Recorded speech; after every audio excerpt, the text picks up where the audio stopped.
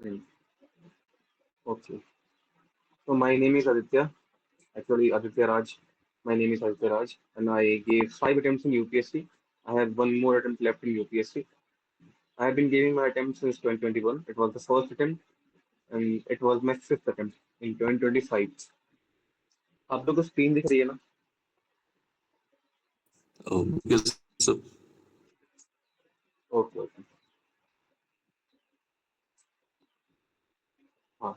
So I have given these attempts in UPSC. So in the very first and the second attempt, मेरी preparation बहुत कम थी, बहुत कम थी. I got 55 in the first attempt. एक minute.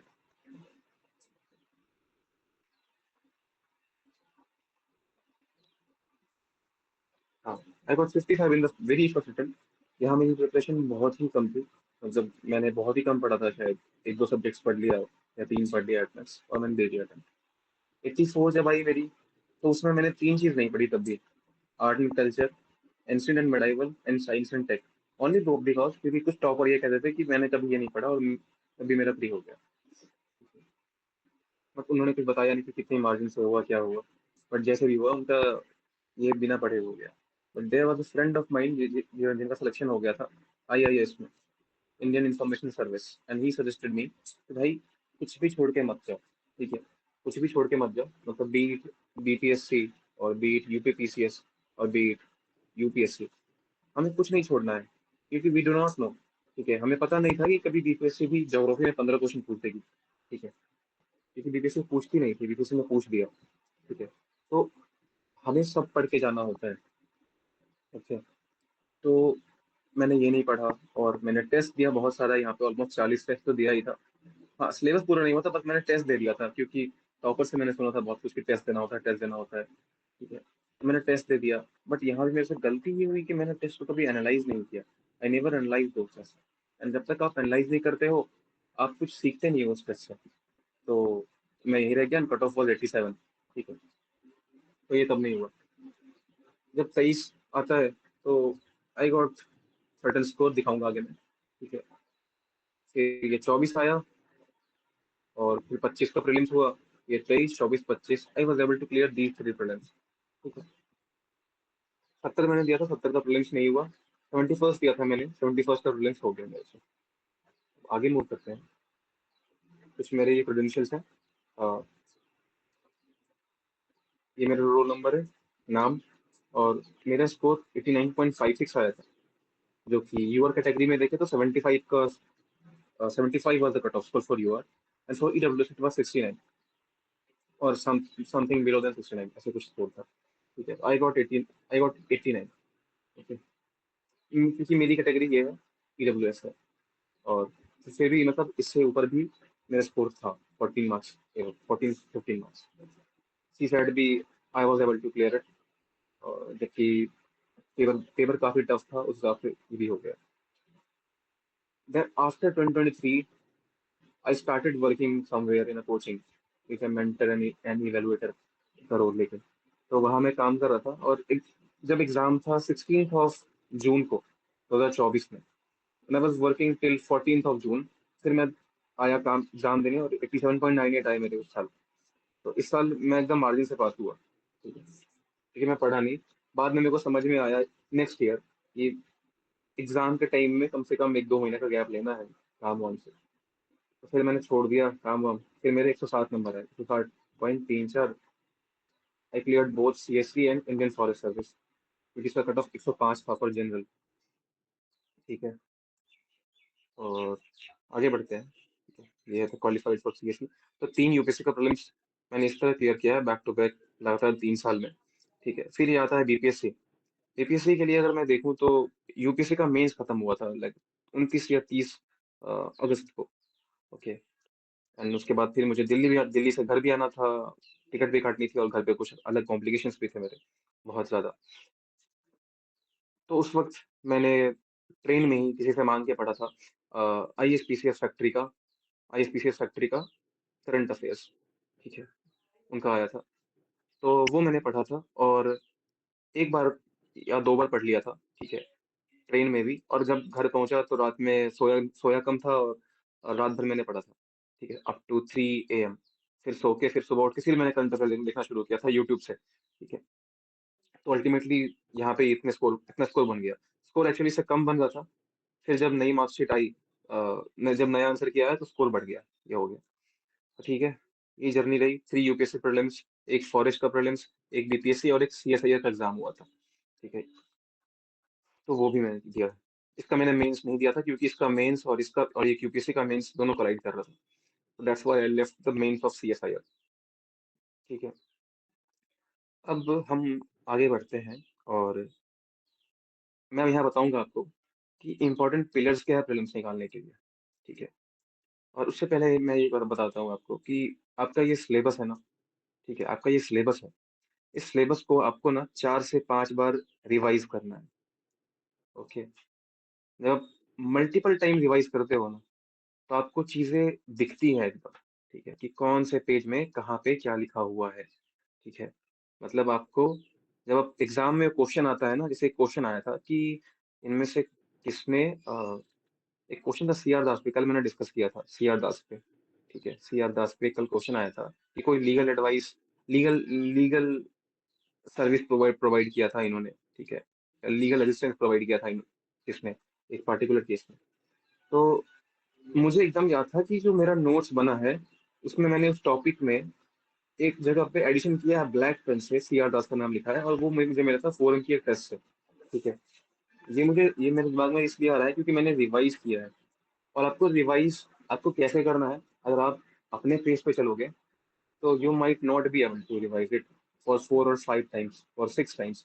और अगर मैं अपना बताऊं तो हर बार जनवरी से लेके मई तक में I was able to revise it for 5 to 6 time, बड़े आराम से 5 to 6 टाइम, ठीक है। और लास्ट लास्ट के वीक में एक रिवीजन पूरा, ठीक है। वो यहाँ भी मैं करवा दूंगा, कैसे करना है वो मैं बता दूंगा। मतलब अ, इसमें थोड़ी अपनी एक्सपर्टीज है because I am doing this since 2022।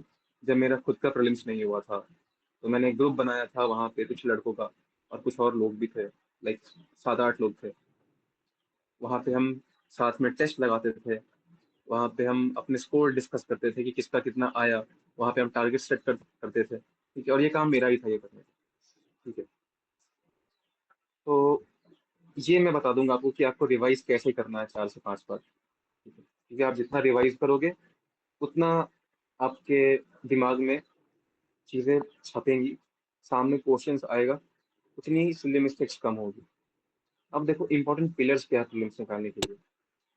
Prelims चाहे कोई सा भी हो, बीपीएससी का हो या यूपीएससी का हो, यूपीपीसीएस का हो, क्योंकि मुझे लगता है कि यहाँ जितने बच्चे हैं वो कॉमन है इन तीनों एग्जाम को लेकर, ठीक है, बीपीएससी यूपीपीसीएस और बीपीएससी, ठीक है। तो अगर इसकी मैं बात करूं तो आपको यहाँ पे लेके चलना है एक सोर्स, ठीक है। एक source, you should have one source and you should have the best level of command, ठीक है, when it comes to that book, ठीक है। उसका तो उस पे आपको बहुत अच्छा कमांड होना चाहिए। वो चाहे आपकी स्टैंडर्ड बुक्स हो, ठीक है। फॉर एग्जाम्पल आप स्पेक्ट्रम पढ़ रहे हो, आप लक्ष्मीकांत पढ़ रहे हो, आप बिपिन चंद्र पढ़ रहे हो, आप जो भी पढ़ रहे हो, आपको उस बुक की बहुत नेक्स्ट लेवल की कमांड होनी चाहिए, ठीक है। और आप कोचिंग नोट्स पढ़ रहे हो और आप घटना चक्र पढ़ रहे हो, ये तीनों सोर्स अपने में बहुत सुपीरियर है। अगर आपके बगल का रूममेट या आपके लाइब्रेरी में आपके बगल की सीट वाला कोई और बुक पढ़ रहा है, आप कुछ और पढ़ रहे हो, कुछ और पढ़ रहा है, तो कभी भी आप उससे इन्फ्लुएंस ना हो, ठीक है। क्योंकि वही मोमेंट होता है जब हम अपनी प्रिपरेशन खराब करते हैं। When it comes to my case, मैं अपनी बात बताता हूँ। When I was in 12th, I got nearly 165 marks in JEE mains. In JEE mains I got this much marks. Cut off 100 number थी तब, ठीक है, जनरल की हमारी कट ऑफ 100 नंबर थी और 165 नंबर आए थे मेरे, that too without reading too much, ठीक है। मैंने बहुत कम पढ़ा था। बट वहां भी मतलब गलतियां मेरे से हुई थी, क्योंकि तुरंत मैंने लिया एचसी वर्मा, कोचिंग गया, कोचिंग में देखा कि कोई पीरियड पढ़ रहा है, ठीक है, मैंने वो खरीद लिया। फिर देखा कि कोई डीसी पांडे पढ़ रहा है, उसकी कवर अच्छी है, चमक रही है, फिर मैंने वो खरीद लिया। फिर अरिहंत की एक बुक आई थी एमसीक्यू वाली, 500 या 700 कुछ एमसीक्यू था, फिर मैंने वो खरीद लिया। अल्टीमेटली क्या हुआ कि मैं एक बुक कर ही नहीं पाया। मुझे बाद में समझ में आया कि नहीं भाई, SC वर्मा ही करता मैं अगर 5 बार, तो मेरा सिलेक्शन आराम से हो जाता। ठीक है, IIT मतलब IIT में, वैसे NIT मेरा हो गया था, बट मुझे तब लगा था कि मेरे IIT में आराम से हो जाता। ठीक है, अगर मैं उस समय SC वर्मा ही पढ़ता 5 बार, मतलब पता नहीं है होता कि नहीं होता, बट जो मेरे एडवांस में स्कोर आए थे, ठीक है, उससे ज्यादा स्कोर आते मेरे। तो वहां से मैंने ये चीज सीखा, and I am applying that thing in BPSC और UPSC। अब मुझे फील होता है कि कोई भी अच्छी सोर्स है ना, तीनों यहाँ पे अच्छी ही सोर्स है। अगर आप लक्ष्मीकांत पढ़ रहे हो, आप किसी अच्छे कोचिंग का अच्छा नोट्स पढ़ रहे हो, या घटा चक्र जैसी अच्छी बुक पढ़ रहे हो, तो वो तीनों बुक आप अपने में ही सबसे अच्छी है। आपको कोई फोमो लेने की नीड नहीं है यहाँ पे। आप फोमो लोगे, आप डूबोगे। ठीक है। अगली बात क्या है? Multiple revisions. क्योंकि हमारे पास यहाँ से 65 डेज के आसपास है, और 3-4 रिविजन तो मिनिमम करनी चाहिए, मिनिमम। ओके। तब तक करनी चाहिए जब तक आपको चीज है ना दिखाई ना पड़े कि कहाँ पे कौन सा पार्ट लिखा है। मतलब ये ना हो कि कोई आपसे पूछे कि कहाँ लिखा है, बट आपको खुद, जब आप क्वेश्चन पढ़ के कुछ ऑप्शन आए, तो वो ऑप्शन दिख जाए कि सही ऑप्शन वहां था। ठीक है, तो आप विजुअलाइज कर पाओ। सॉरी। अगला पिलर क्या है इसका, कि आपको MCQ सॉल्व करना पड़ेगा। आपको MCQ एप्टीट्यूड आना चाहिए। ठीक है, यानी MCQ सॉल्व करने की स्किल आनी चाहिए, क्योंकि ये भी एक स्किल है। जैसे हम कहते हैं कि answer writing is a skill, ठीक है, वो एक स्किल है, तो वैसे ही MCQ भी सॉल्व करना एक स्किल है। ठीक है। आपको कभी ऐसा नहीं होगा, एग्जाम हॉल में आपको बिठा दिया जाएगा and they will ask you, चलो 20 पन्ने पढ़ के दिखाओ। वो ये नहीं पूछ रहे, वो वहां पे आपको 20 क्वेश्चन देंगे। फॉर एग्जाम्पल, आपको 20 क्वेश्चन देंगे, आपको सॉल्व करना है। आप तभी सॉल्व करके जाओगे जब आपने घर पे बहुत सारा सॉल्व किया है। क्योंकि ये सॉल्व करके क्या होता है, सॉल्व करके होता है आपका, सबसे पहले तो MCQ का एप्टीट्यूड बनता है। ठीक है। दूसरी बात जो है, वो टाइम मैनेजमेंट सीखते हो आप। तीसरी बात है कि नॉलेज बेस भी बढ़ता है। ठीक है। तो ये तीन चार फायदे हैं MCQ सॉल्व करने के। तो इसके लिए आपको करना क्या है, 5 से 7 साल, 6-7 साल का PYQ कर लो, बहुत है। अच्छे से कर लो तो बहुत है, ना करो तो 10 साल 20 साल भी कम होता है बहुत। ठीक है। तो आप 20 टेस्ट लगा लो, 15-20 टेस्ट लगा लो। ये तो 20 एक बहुत रिजिड नंबर नहीं है, ये फ्लेक्सिबल है आपके आपके नीड के बेसिस पे। क्योंकि हमारे पास 60 डेज ही होंगे, तो हम 20 तो कैसे लगाएंगे, ये भी है। तो हम यहाँ पे आते हैं, 20 टेस्ट लगा लो, ये लग सकते हैं बड़े आराम से। अब है कि 6-7 साल का PYQ कर लो, ये भी हो जाएगा आराम से। अब मैं यहाँ कुछ बता रहा था उसमें, ये मेरा टाइम हुआ करता था जनवरी फरवरी मार्च अप्रैल मई। ठीक है, मई में होता था हमारा एग्जाम। तो ये जनवरी और फेब का महीना जिसको मैंने मार्क कर रखा है, इसमें हुआ करता था मेरा फर्स्ट रिवीजन। जो मार्च है, इसमें होता था 2 रिवीजन। ठीक है। और अप्रैल है, इसमें भी 2। और जो मई है, उसमें 3 से 4 रिवीजन बड़े आराम से। क्योंकि इसमें मैं करता क्या था, इसमें आई यूज टू रिवाइज ओनली 54 और 60 टॉपिक्स, जो मुझे पता थे कि यही एग्जाम में आते हैं बाद में। ओके। और हम बात करें BPSC में, तो BPSC में तो सिलेबस और छोटी हो जाती है। क्यों? क्योंकि यहाँ पे आर्ट एंड कल्चर नहीं है। There is no art and culture.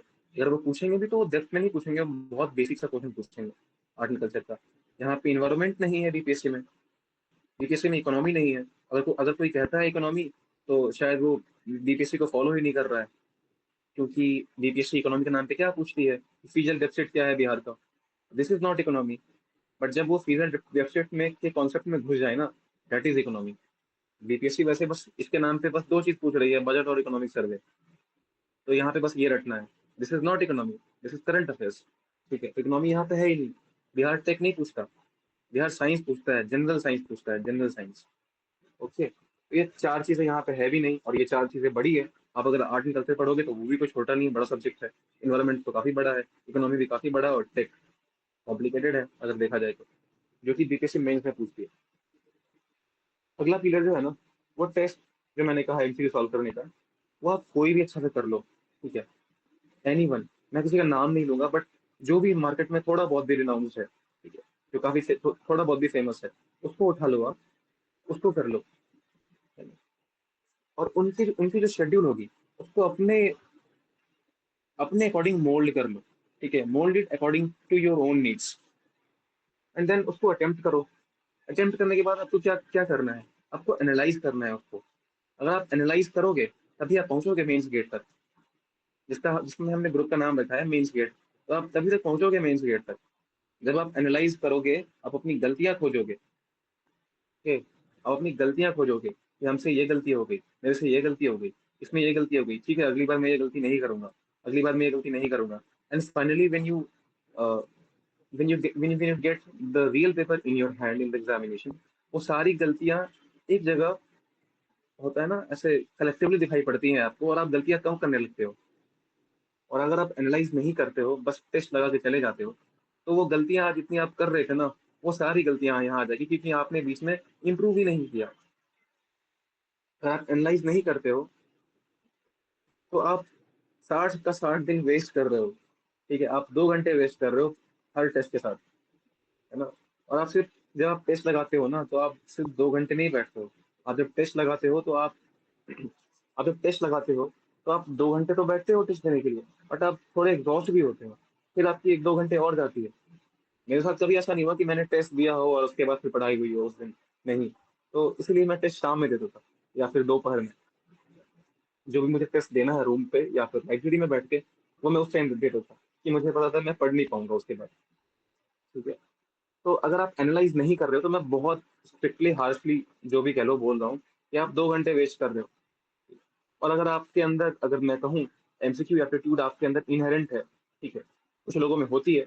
अगर आपके अंदर इनहेरेंट है तो आपको टेस्ट देने की नीड भी नहीं है। ठीक है।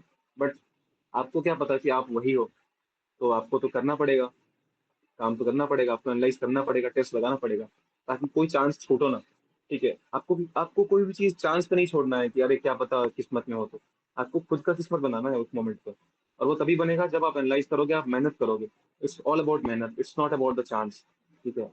देर इज लक फैक्टर, जो भी बोलो, होता है ना होता है पता नहीं, बट आप जितना मेहनत करते हो ना, the more I work hard, the more I become luckier. Thomas Jefferson ने कहा था ये बात। ठीक है। तो वही है, यहाँ पे आपको हार्ड वर्क करना है अल्टीमेटली। अच्छे, सिर्फ पीवाईक्यू है, 6 to 7 years पे कर लो अच्छे से, जो मैंने ऊपर बता रखा है। तो इससे क्या होता है, आपकी एमसीक्यू एप्टीट्यूड काफी अच्छे लेवल पर डेवलप हो जाएगी। ओके। आपका कंटेंट डेवलप हो जाएगा, क्योंकि यहाँ पे 1 2 3 4 ऑप्शंस होते हैं। और जैसा मैंने फर्स्ट सेशन में किया था, ये भी फर्स्ट सेशन ही है।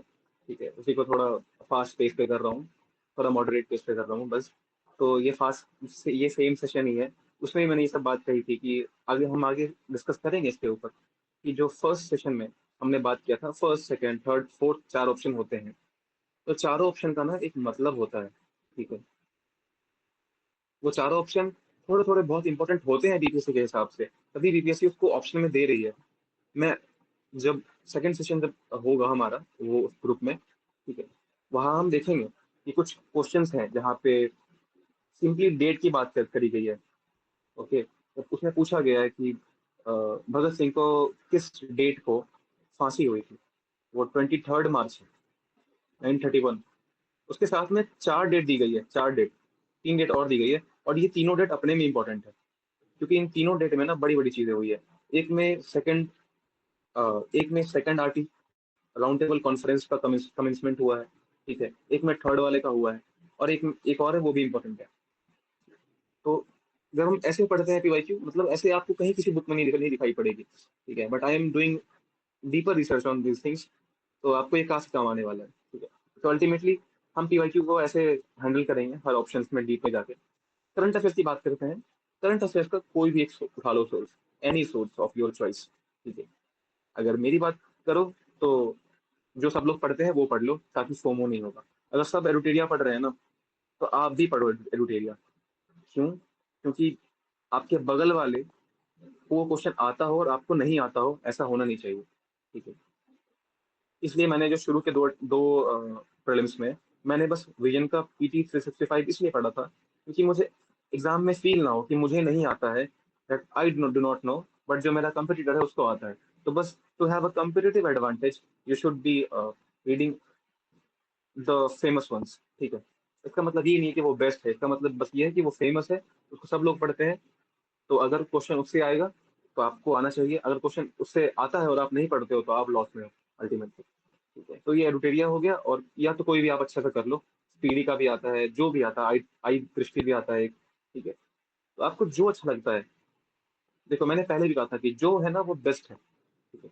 तो उसका आप मल्टीपल रिवीजन लगा लो एक बार। ओके। अब यहाँ पे ये तो पहला पिलर है करंट अफेयर्स का। सेकंड क्या है ना, वो यूट्यूब मैराथन है। ओके। मैंने भी ये काम किया था, मैंने जैसा बताया आपको कि एग्जाम के टाइम में, एग्जाम से एक दो दिन पहले मैंने मैराथन देखा है कि मतलब तीन चार को देख लिया था। दो लॉन्ग देख लिया होगा, ठीक है। उसके बाद मैं ना शॉर्ट शॉर्ट खोज रहा था, short short marathon.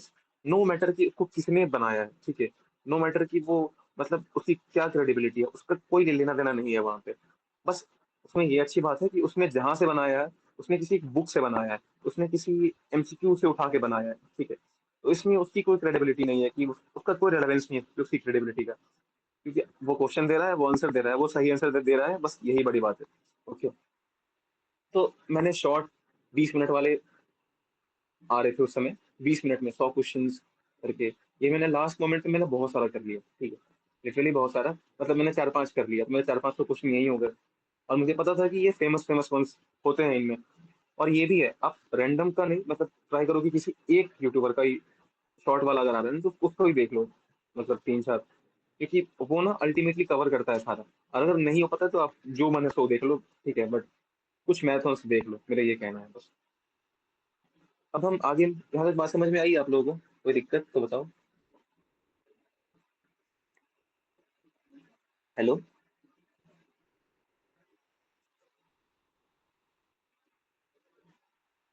Hello. All clear sir फिलहाल तो।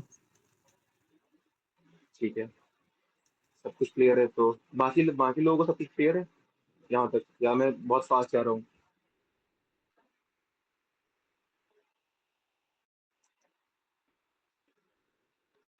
ठीक है, मैं आगे बढ़ता हूँ। हाँ। अब है ना, सब्जेक्ट पे आते हैं कि कौन सब्जेक्ट कितना इंपॉर्टेंट है यहाँ पर। तो बीपीएससी में ये चार पिलर्स हैं: history, science, current affairs and Bihar special.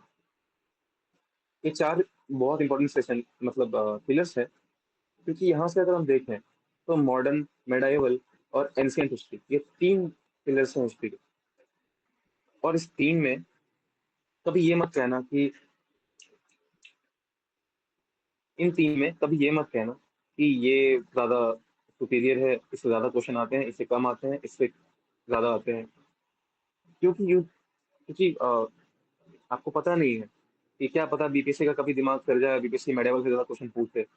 तो ओवरऑल जो हिस्ट्री है वो आपको करनी तो अच्छे से है अभी, बट जब मैंने कहा ना, जब लास्ट टाइम पे हम जब जब मैं दे रहा हूँ कोर, मतलब कोर टॉपिक्स पे जब बात कर रहे होंगे, ठीक है, लास्ट मोमेंट रिवीजन के लिए, ठीक है, जब हम कोर टॉपिक की बात कर रहे होंगे तो वहां पे मैं मॉडर्न रिवाइज ज्यादा करवाऊंगा। अभी आपको तो सारा करना है, अभी आपको सारा इन सबको इक्वली ट्रीट करना है, ठीक है। तो यहाँ पे 25 से 30 क्वेश्चन आते हैं। ओके। साइंस की बात करें तो बिहार में आता है जनरल साइंस। तो no need to study science and technology. थोड़ी बहुत अगर आपको लगता है टेक्नोलॉजी कुछ इंपॉर्टेंट है जो आई है न्यूज में, तो उनको थोड़ा बहुत देख लो ऊपर से। इसमें भी क्या है कि बायो ज्यादा इंपॉर्टेंट है, केमिस्ट्री उससे ज्यादा, उससे कम फिजिक्स। तो अल्टीमेटली यहाँ से 25 से 30 क्वेश्चन यहाँ भी आते हैं। जब मैं सब्जेक्ट वाइज आगे बढ़ूंगा तो मैं बता दूंगा कि इनमें से कौन कौन सा सब्जेक्ट ज्यादा इंपॉर्टेंट है टॉपिक वाइज में भी, ठीक है। तो इसमें भी 25 से 30 क्वेश्चन आते हैं। करंट अफेयर्स की बात करें, जो कि बहुत इंपॉर्टेंट पिलर है बीपीएससी का, यहाँ यहाँ 35 क्वेश्चन आते हैं, 35 to 40 भी आ जाता है। और बिहार स्पेशल है, उससे थोड़ा पहले ज्यादा क्वेश्चन आते थे, 20 क्वेश्चन 22 क्वेश्चन के आसपास। अब वो घट गया, अब वो 10 10 12 आ रहा है मुश्किल से। तो अगर हम ऊपर के तीन को देखें ना, ऊपर के तीन को देखते हैं और उनका लोअर लिमिट ही लेते हैं अगर, तो भी वो 85 हो रहा है। अपर लिमिट लेंगे तो वो 100 हो जाता है मुश्किल से, आराम से। ठीक है। और इन चारों को अगर ले लो लोअर लिमिट में ही, तो 100 क्वेश्चन तो यहीं से है, इन चार से हैं। अब बचा बाकी कहाँ से? तो बाकी 10 क्वेश्चन मैथ्स से है, वो आपको पढ़ना है। बेसिक बेसिक टॉपिक्स है, वो पढ़ना है। पॉलिटी की बात करें तो पॉलिटी में आपको 10 से 15 क्वेश्चन आते हैं, और वो भी गिने चुने टॉपिक्स है। यहाँ पे preamble, fundamental rights, fundamental duties, ठीक है, president, parliament, governor, PM, judiciary, बस यही कुछ 10 से 15 टॉपिक है, 10 से 15 मार्क्स का आता है, तो आपको यही पढ़ना है, पूरा लक्ष्मीकांत लेके नहीं बैठना है। ज्योग्राफी में भी अगर देखें तो 14 से 15 टॉपिक हैं जो आ रहे हैं, उसमें काफी इंपॉर्टेंट है आपका ज्योग्राफी, फिजिकल ज्योग्राफी। ठीक है, फिजिकल है, फिजिकल में ऊपर से इंडियन वाला पार्ट है। ठीक है, इंडियन वाला है, और इसमें क्लाइमेटोलॉजी भी काफी पूछता है, क्योंकि मानसून मानसून पूछ देता है, मानसून पूछ दिया। ठीक है, वो टेम्परेचर वाला पार्ट पूछ देता है, तो ज्योग्राफी भी इंपॉर्टेंट है बीपीएससी के लिए। ये बहुत रिसेंट फेनोमेना है, ये इसकी मार्किंग बढ़ी है, पहले ये हुआ ही नहीं करता था, अब ये बढ़ गया है काफी। ठीक है, तो अगर आप देखो 100 क्वेश्चन आपके यहाँ हो गए, और इसका लोअर लिमिट नहीं है ना, तो ये 30 क्वेश्चन यहाँ हो गए, 130 140 क्वेश्चन तो इससे ही है। बाकी आपका थोड़ा मान लो आप मिसलेनियस पूछ लिया कुछ भी, तो अगर आप देखते हो तो आपको 140 क्वेश्चन, 130 क्वेश्चन मैं मानता हूँ, 135 वो इनसे ही है, और उसमें भी 100 क्वेश्चन इससे है, तो समझ लो आपको कितना प्रिसाइज पढ़ना है। ठीक है, उस दिन फिर किसी ने पूछा था कि यूपीसी की पीवाईक्यू और बीपीएससी की पीवाईक्यू में डिफरेंस क्या है। यूपीएससी का पीवाईक्यू मोर और लेस कॉन्सेप्चुअल बेस्ड होता है, बीपीएससी का फैक्चुअल बेस्ड होता है। 71st में हम देखते हैं कि थोड़ा कॉन्सेप्ट की तरफ ज्यादा मूव किया था BPSC. Statement based question UPSC में होता है, और बहुत कम होते हैं वन लाइनर्स, बट बीपीएससी में ज्यादा होते हैं वन लाइनर्स। सब्जेक्ट के बारे में बात करें तो इसमें इन्वायरमेंट होता है, आर्ट एंड कल्चर होता है, इकोनॉमी होता है, और सब, मतलब जो जो बीपीएससी में नहीं होता है। और जब हम बीपीएससी की बात करते हैं तो इसमें बिहार स्पेशल होता है जो कि यूपीएससी में नहीं होता है, और सिंगल लाइन करंट अफेयर्स होता है जो कि यूपीएससी में बहुत कम होता है। ठीक है, मतलब ना के बराबर ही होता है। करंट अफेयर्स यहाँ पे डिसाइडिंग फैक्टर नहीं है यूपीएससी में, क्योंकि 70 क्वेश्चन के आसपास जो है स्टैटिक ही आते हैं हर बार। बट बीपीएससी में करंट अफेयर्स बहुत डिसाइडिंग है। करंट अफेयर्स अगर आपने खराब किया तो आपके सिलेक्शन के चांसेस बहुत नीचे चले जाते हैं। और आपको पढ़ना कहाँ से है, तो सितंबर ऑनवर्ड्स। ठीक है, सितंबर का उठा लो, अक्टूबर, नवंबर, दिसंबर, जनवरी, फरवरी, मार्च, अप्रैल, मई, जून, हाँ जून, मई तक पढ़ लो, क्योंकि जून तक पेपर प्रिंट हो जाता है। तो यहाँ भी आपको 10 महीने, ऑलमोस्ट 10 मंथ यहाँ हो गए। टाइम है तो और पीछे जाओ, नहीं तो इतना भी बहुत सफिशियंट है। अब हम बिहार स्पेशल के बारे में बात करते हैं, तो केबीसी नैनो से आप पढ़ सकते हो, एक बुक आती है, वहां से क्या पढ़ोगे आप, हिस्ट्री पढ़ोगे, वहां से पढ़ोगे आप जियोग्राफी, वहां से पढ़ोगे आप पॉलिटी ऑफ बिहार। ये तीन चीज ना है वो बहुत इंपॉर्टेंट है बिहार की। उसके बाद सेंसस 2011 वाला, इसका एक पूरा वही बना हुआ है, एक पूरे चार्ट बना हुआ है 2 पेजेस में, आपको वो पढ़ना होता है। उसमें भी आपको देखना है कि आपको पढ़ना क्या है। जब मैंने बिहार स्पेशल पे नोट्स बनाया था 15-20 पेजेस में, मैंने सेंसस पे भी नोट बनाया था सिर्फ इतने जगह में। ठीक है, और मुझे पता था कि मुझे क्वेश्चन में क्या क्वेश्चन आ सकता है, ये मुझे पता था कि क्या क्वेश्चन आ सकता है, क्या बन सकता है यहाँ से।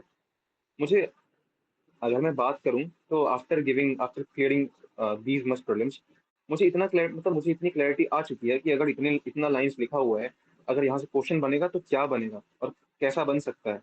ठीक है, तो ये क्लैरिटी मुझे आ गई है, तो I think I can share all these things with you. और यही कारण है कि मैं बहुत सेलेक्टिव पढ़ता हूँ। अगर मैं करंट अफेयर्स पढ़ रहा हूँ इतना, तो उसमें मैं इतना ही पार्ट पढ़ता हूँ, क्योंकि मुझे पता है इतने से ही क्वेश्चन आएगा, बाकी तो ऐसे ही वो बॉर्डर्स है। ठीक है, तो वो तो आना नहीं है। बिहार स्पेशल देख लो आप, हिस्ट्री, ज्योग्राफी, पॉलिटी, सेंसस, ये 4 टॉपिक जो है ना वो बहुत इंपॉर्टेंट है। और ज्योग्राफी में भी क्या है पता ही है आपको, कि कौन सा वाटरफॉल कहाँ है, बिहार में कौन सी रिवर्स है, बिहार के माउंटेन्स थोड़े बहुत देख लो, बिहार में सॉइल टाइप कैसी है। ठीक है, बिहार की जो मिनरल्स है वो कैसी है। ओके, तो ये 4 टॉपिक है, 4-5 टॉपिक है, और कुछ इंडस्ट्रीज बिहार में है। ठीक है, जैसे लाइक लेदर इंडस्ट्री कहाँ है, सीमेंट इंडस्ट्री कहाँ है, ऐसे करके क्वेश्चन आते हैं, और वो मैंने अपने नोट्स में बना रखा है सब कुछ। लाइक आई विल शेयर दो थिंग्स। ये हो गया। मैथ्स के 10 क्वेश्चन आते हैं, उसमें मैथ्स भी होता है, उसमें रीजनिंग भी होती है थोड़ी सी। अब आपको ऐसे तो है नहीं कि आपको आप मैथ्स के चक्कर में आप पढ़ने बैठ जाओगे, दुनिया भर की चीज है। कोई भी एक यूट्यूब चैनल पकड़ो, वेट अ मिनट, एक मिनट,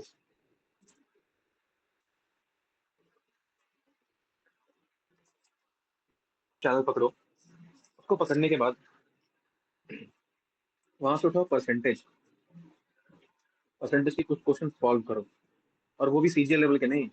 ठीक है, इसको इसको मतलब ना, एक थोड़ा ऊपर हो जाता है, सीएचएसएल लेवल पे। ठीक है, या फिर सिंपल जो होती है ना एसएससी की ओवरऑल वीडियो वाली, हाँ परसेंटेज वो देखना, वैसे एवरेज देखना, डिस्टेंस टाइम देखना, एक बार लॉग आया डीपीएससी में, लॉगरिदम वगैरह आया, इसका मतलब ये नहीं कि वो जनरल है, आप पढ़ोगे उसको बैठ के, नहीं पढ़ना आपको। इनका टेस्ट लिया तो मैंने ट्रस्ट किया कि अगर मैं इस कोचिंग का पूरा टेस्ट लगा लेता हूँ यहाँ से यहाँ तक, तो ऑलमोस्ट मेरे सिलेबस खत्म हो जाएगी।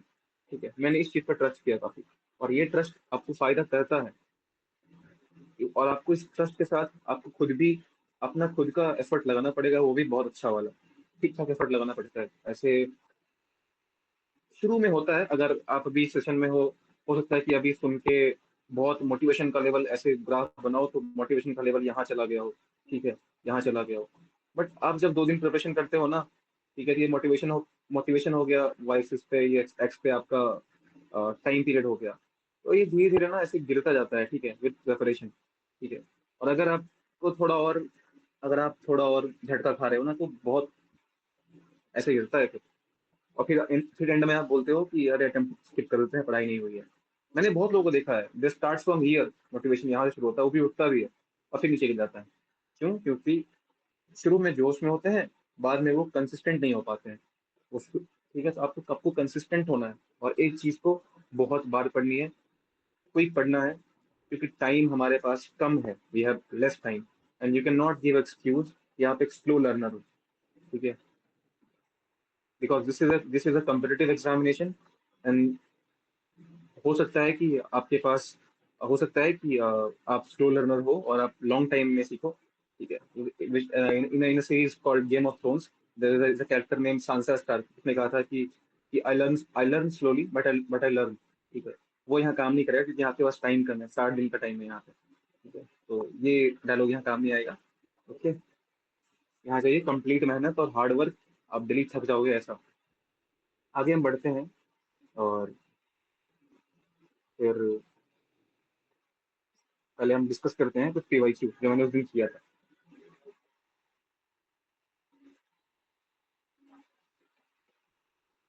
तो फिर मुझे बहुत लिखना पड़ा था, आज थोड़ा कम लिखना पड़ेगा। तो आप ना ऐसा करो, पेन वेन निकाल लो, या फिर मैं यही पीडीएफ शेयर कर दूंगा, तो इससे ही काम चल जाएगा बस।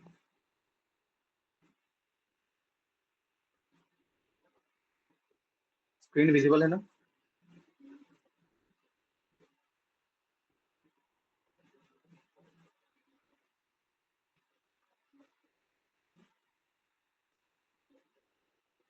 ओके।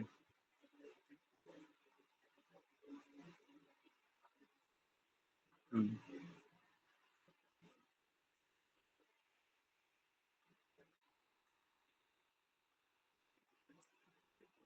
तो इसमें यही है, to establish the trade relation with Roman Empire, कि किसने स्टैब्लिश किया था ट्रेड रिलेशन को विद रोमन एम्पायर। तो हम क्वेश्चन में ये देखते हैं, ऑप्शंस देखते हैं हम।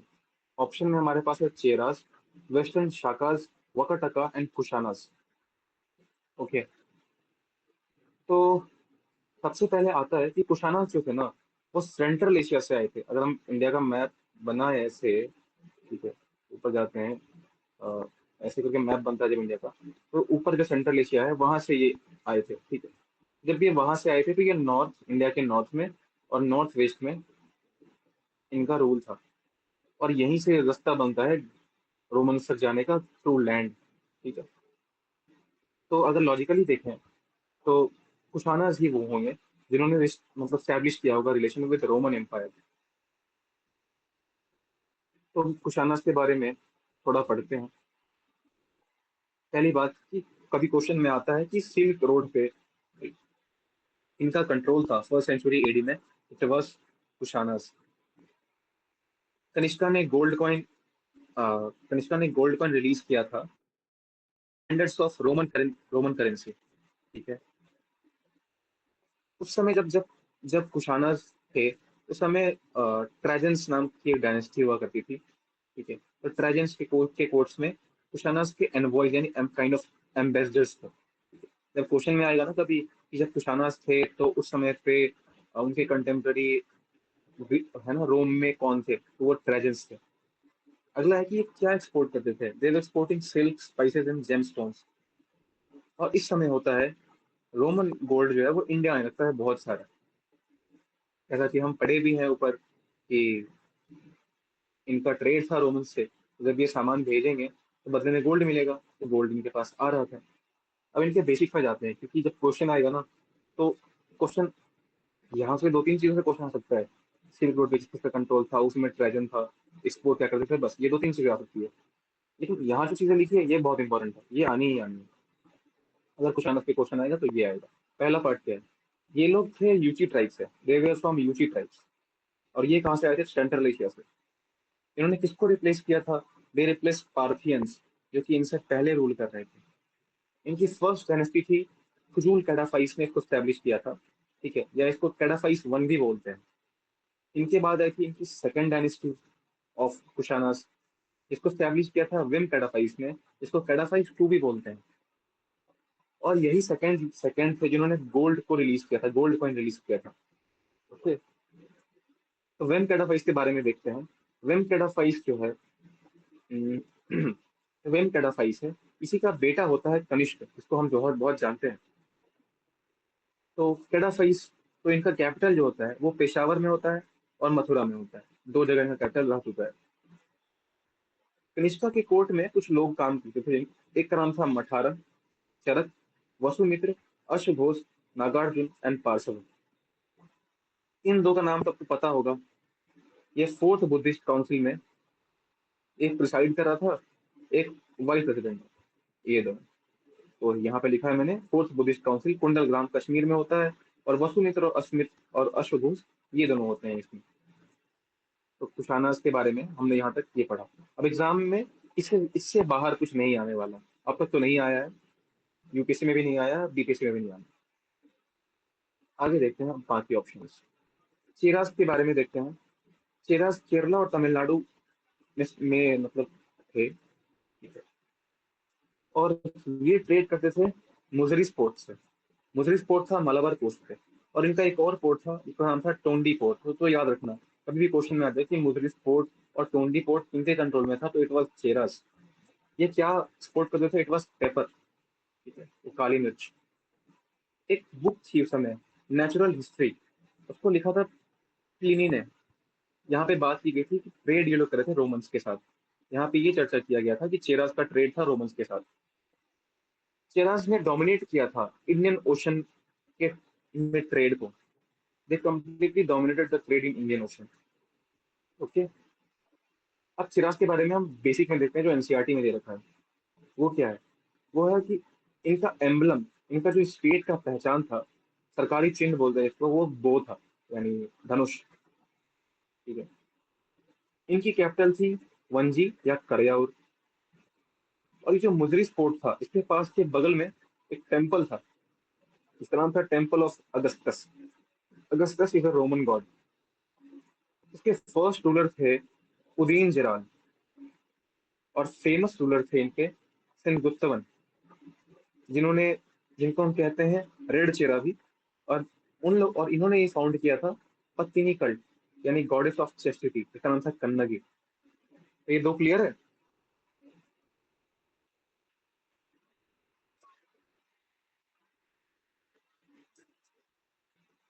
आगे बढ़ते हैं।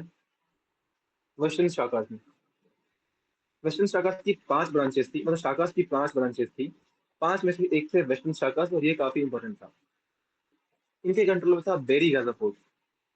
बेरी गाजा पोर्ट अभी भरूच गुजरात में है, जो कि नर्मदा रिवर के ऊपर है।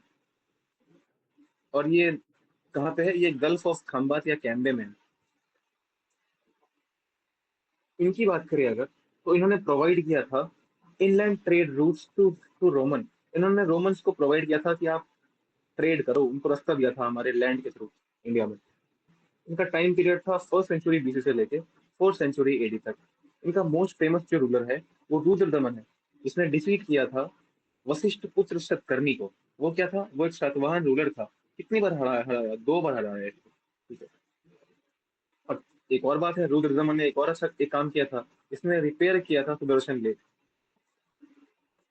अब 58 बीसी में क्या होता है, 58 बीसी में होता है कि विक्रमादित्य नाम का एक किंग होता है फ्रॉम उज्जैन। उसने शाकाश को डिफीट डिफीट किया, और उसने स्टैब्लिश किया विक्रम संवत, जो कि 58 बीसी से होता है। अब आते हैं हम वकाटका पे। वकाटका का देखें अगर फाउंडर, तो इट वॉज विंध्य शक्ति। विंध्य शक्ति, रियल फाउंडर वॉज प्रवर सेना वन। ओके, तो वकाटकास के बारे में minute,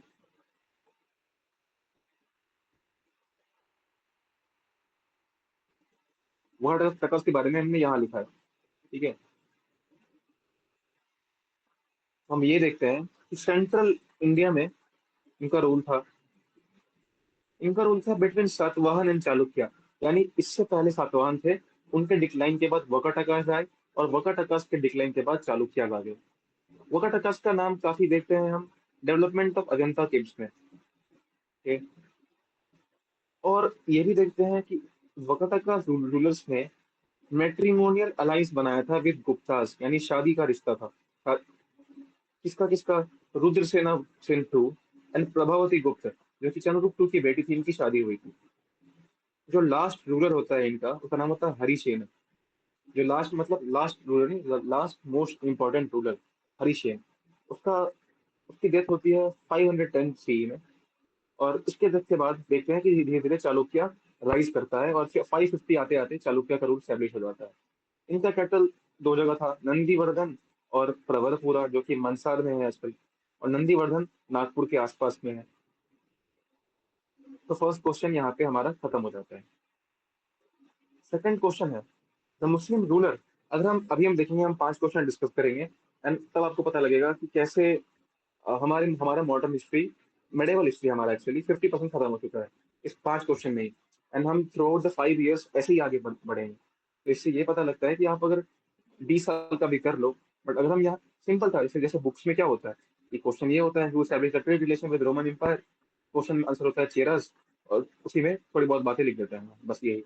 but I am discussing all these things, और इसमें थोड़ी लग रही है मेहनत। 10 जगह से सोर्स को इकट्ठा करके उसके बाद फिर एक जगह लिखना पड़ता है और फिर दिखाना पड़ता है। अब आगे है मुस्लिम ruler whose empire was regarded as part of Darul Islam। तो हमें अगर मानो क्वेश्चन में ये आ गया कि दरुल इस्लाम का मतलब क्या है, व्हाट इज मेंट बाय दरुल इस्लाम, तो दरुल दरुल इस्लाम का मतलब होता है अबोर्ड ऑफ इस्लाम। ठीक है, यानी ऐसा जगह जहाँ पे मुस्लिम फ्री है टू प्रैक्टिस देयर रिलीजन, उनके ऊपर कोई भी पाबंदी नहीं है, कोई भी सब ना, कोई भी इनके ऊपर ऑपरेशन नहीं है, वहाँ पे वो फ्री है टू प्रैक्टिस देयर रिलीजन। एक और टर्म अगर मानो एग्जाम में आ गया, ये तो आया दरुल इस्लाम, एग्जाम में डायरेक्टली आता है कि दरुल इस्लाम का मतलब क्या है, तो आपको ये लिखना है। अगर आता है कि दरुल हर्ब का मतलब क्या है, इसका मतलब है abode of war, abode of war. और इसका मतलब है कि land ruled by the non believers, यानी नॉन मुस्लिम। ठीक है, तो ये बात याद रखनी है एग्जाम के लिए कि दल अल हर्ब का मतलब क्या है। अब हम देखते हैं कि क्वेश्चन क्या पूछा है। The Muslim ruler whose empire was regarded as the part of Darul Islam। तो अगर हम इसको सॉल्व करेंगे, हमें कुछ नहीं पता है, फिर भी हम 50-50 पे आ सकते हैं। कैसे? क्योंकि रजिया एक विमेन थी, और वो मुस्लिम थी। ठीक है, और हम जैसे पढ़ते हैं हिस्ट्री में, इसका बहुत विरोध हुआ था जब ये सुल्तान बनी थी। क्यों? क्योंकि अलाउड नहीं है, रिलीजन अलाउ नहीं करता है विमेन को रूल करने के लिए। बट रजिया बनती है, रजिया अगेंस्ट में जाती है सारे नोबल्स के। तो इसका मतलब क्या है कि रजिया इनके प्रिंसिपल्स के अगेंस्ट होगी। Razia can not be the answer, Razia will never be the answer. ठीक है, रजिया होगी नहीं। अब नसीरुद्दीन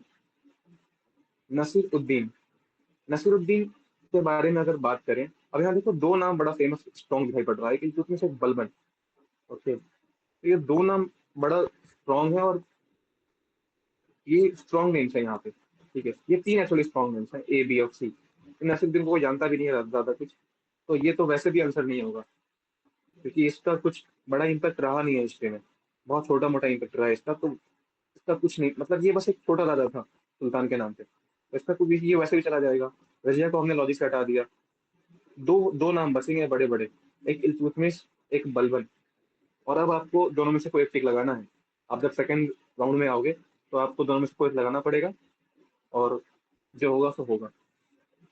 ठीक है, you have to trust the math, क्योंकि अगर आप 20 क्वेश्चन में कर रहे हो 50-50, और 11-12 में सही हो जाएगा, तो फिर काम बन गया।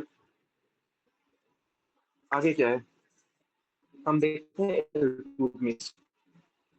इसका आंसर इल्तुतमिश है। ठीक है, इसके बारे में थोड़ा पढ़ते हैं कि इल्तुतमिश ही वो था।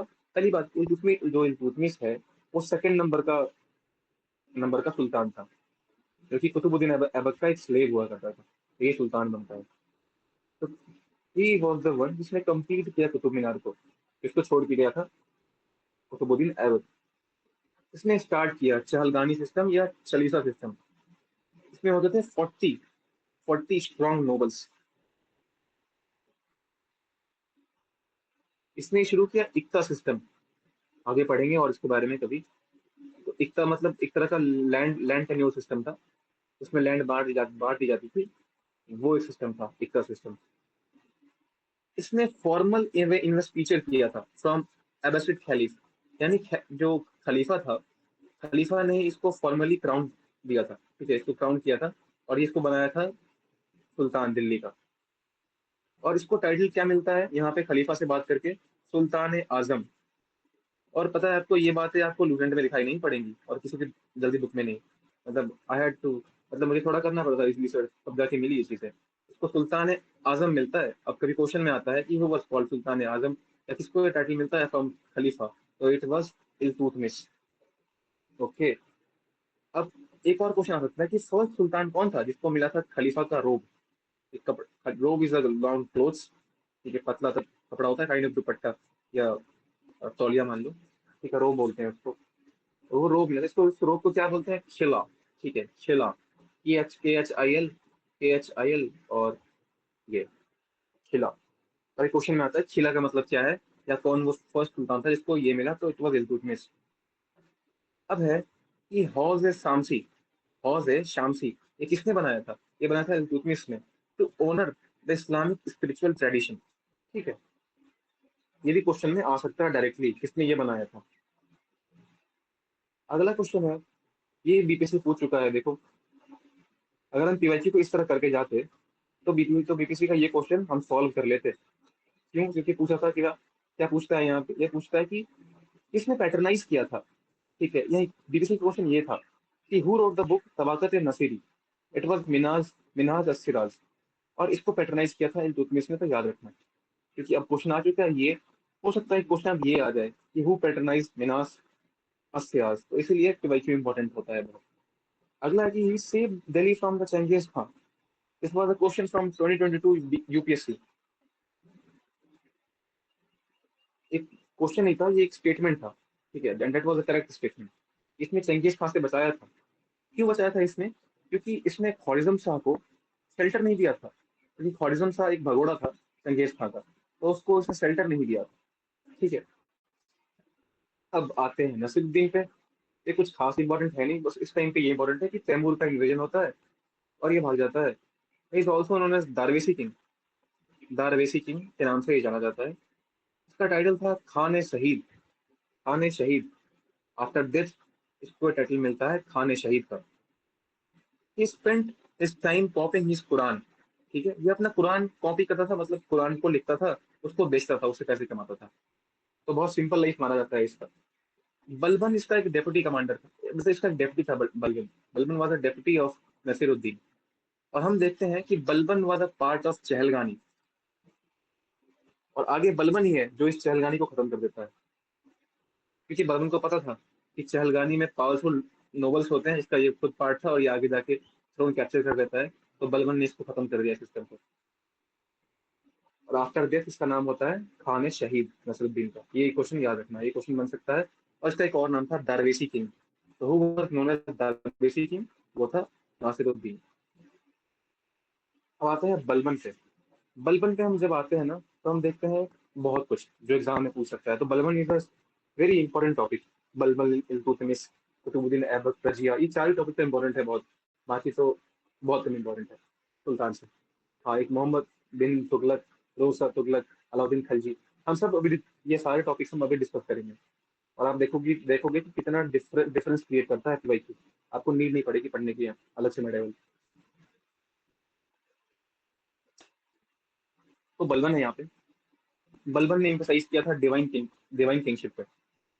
कि जो राजा है, वो राजा इसलिए रूल कर रहा है क्योंकि खुदा चाहते हैं कि वो रूल करे।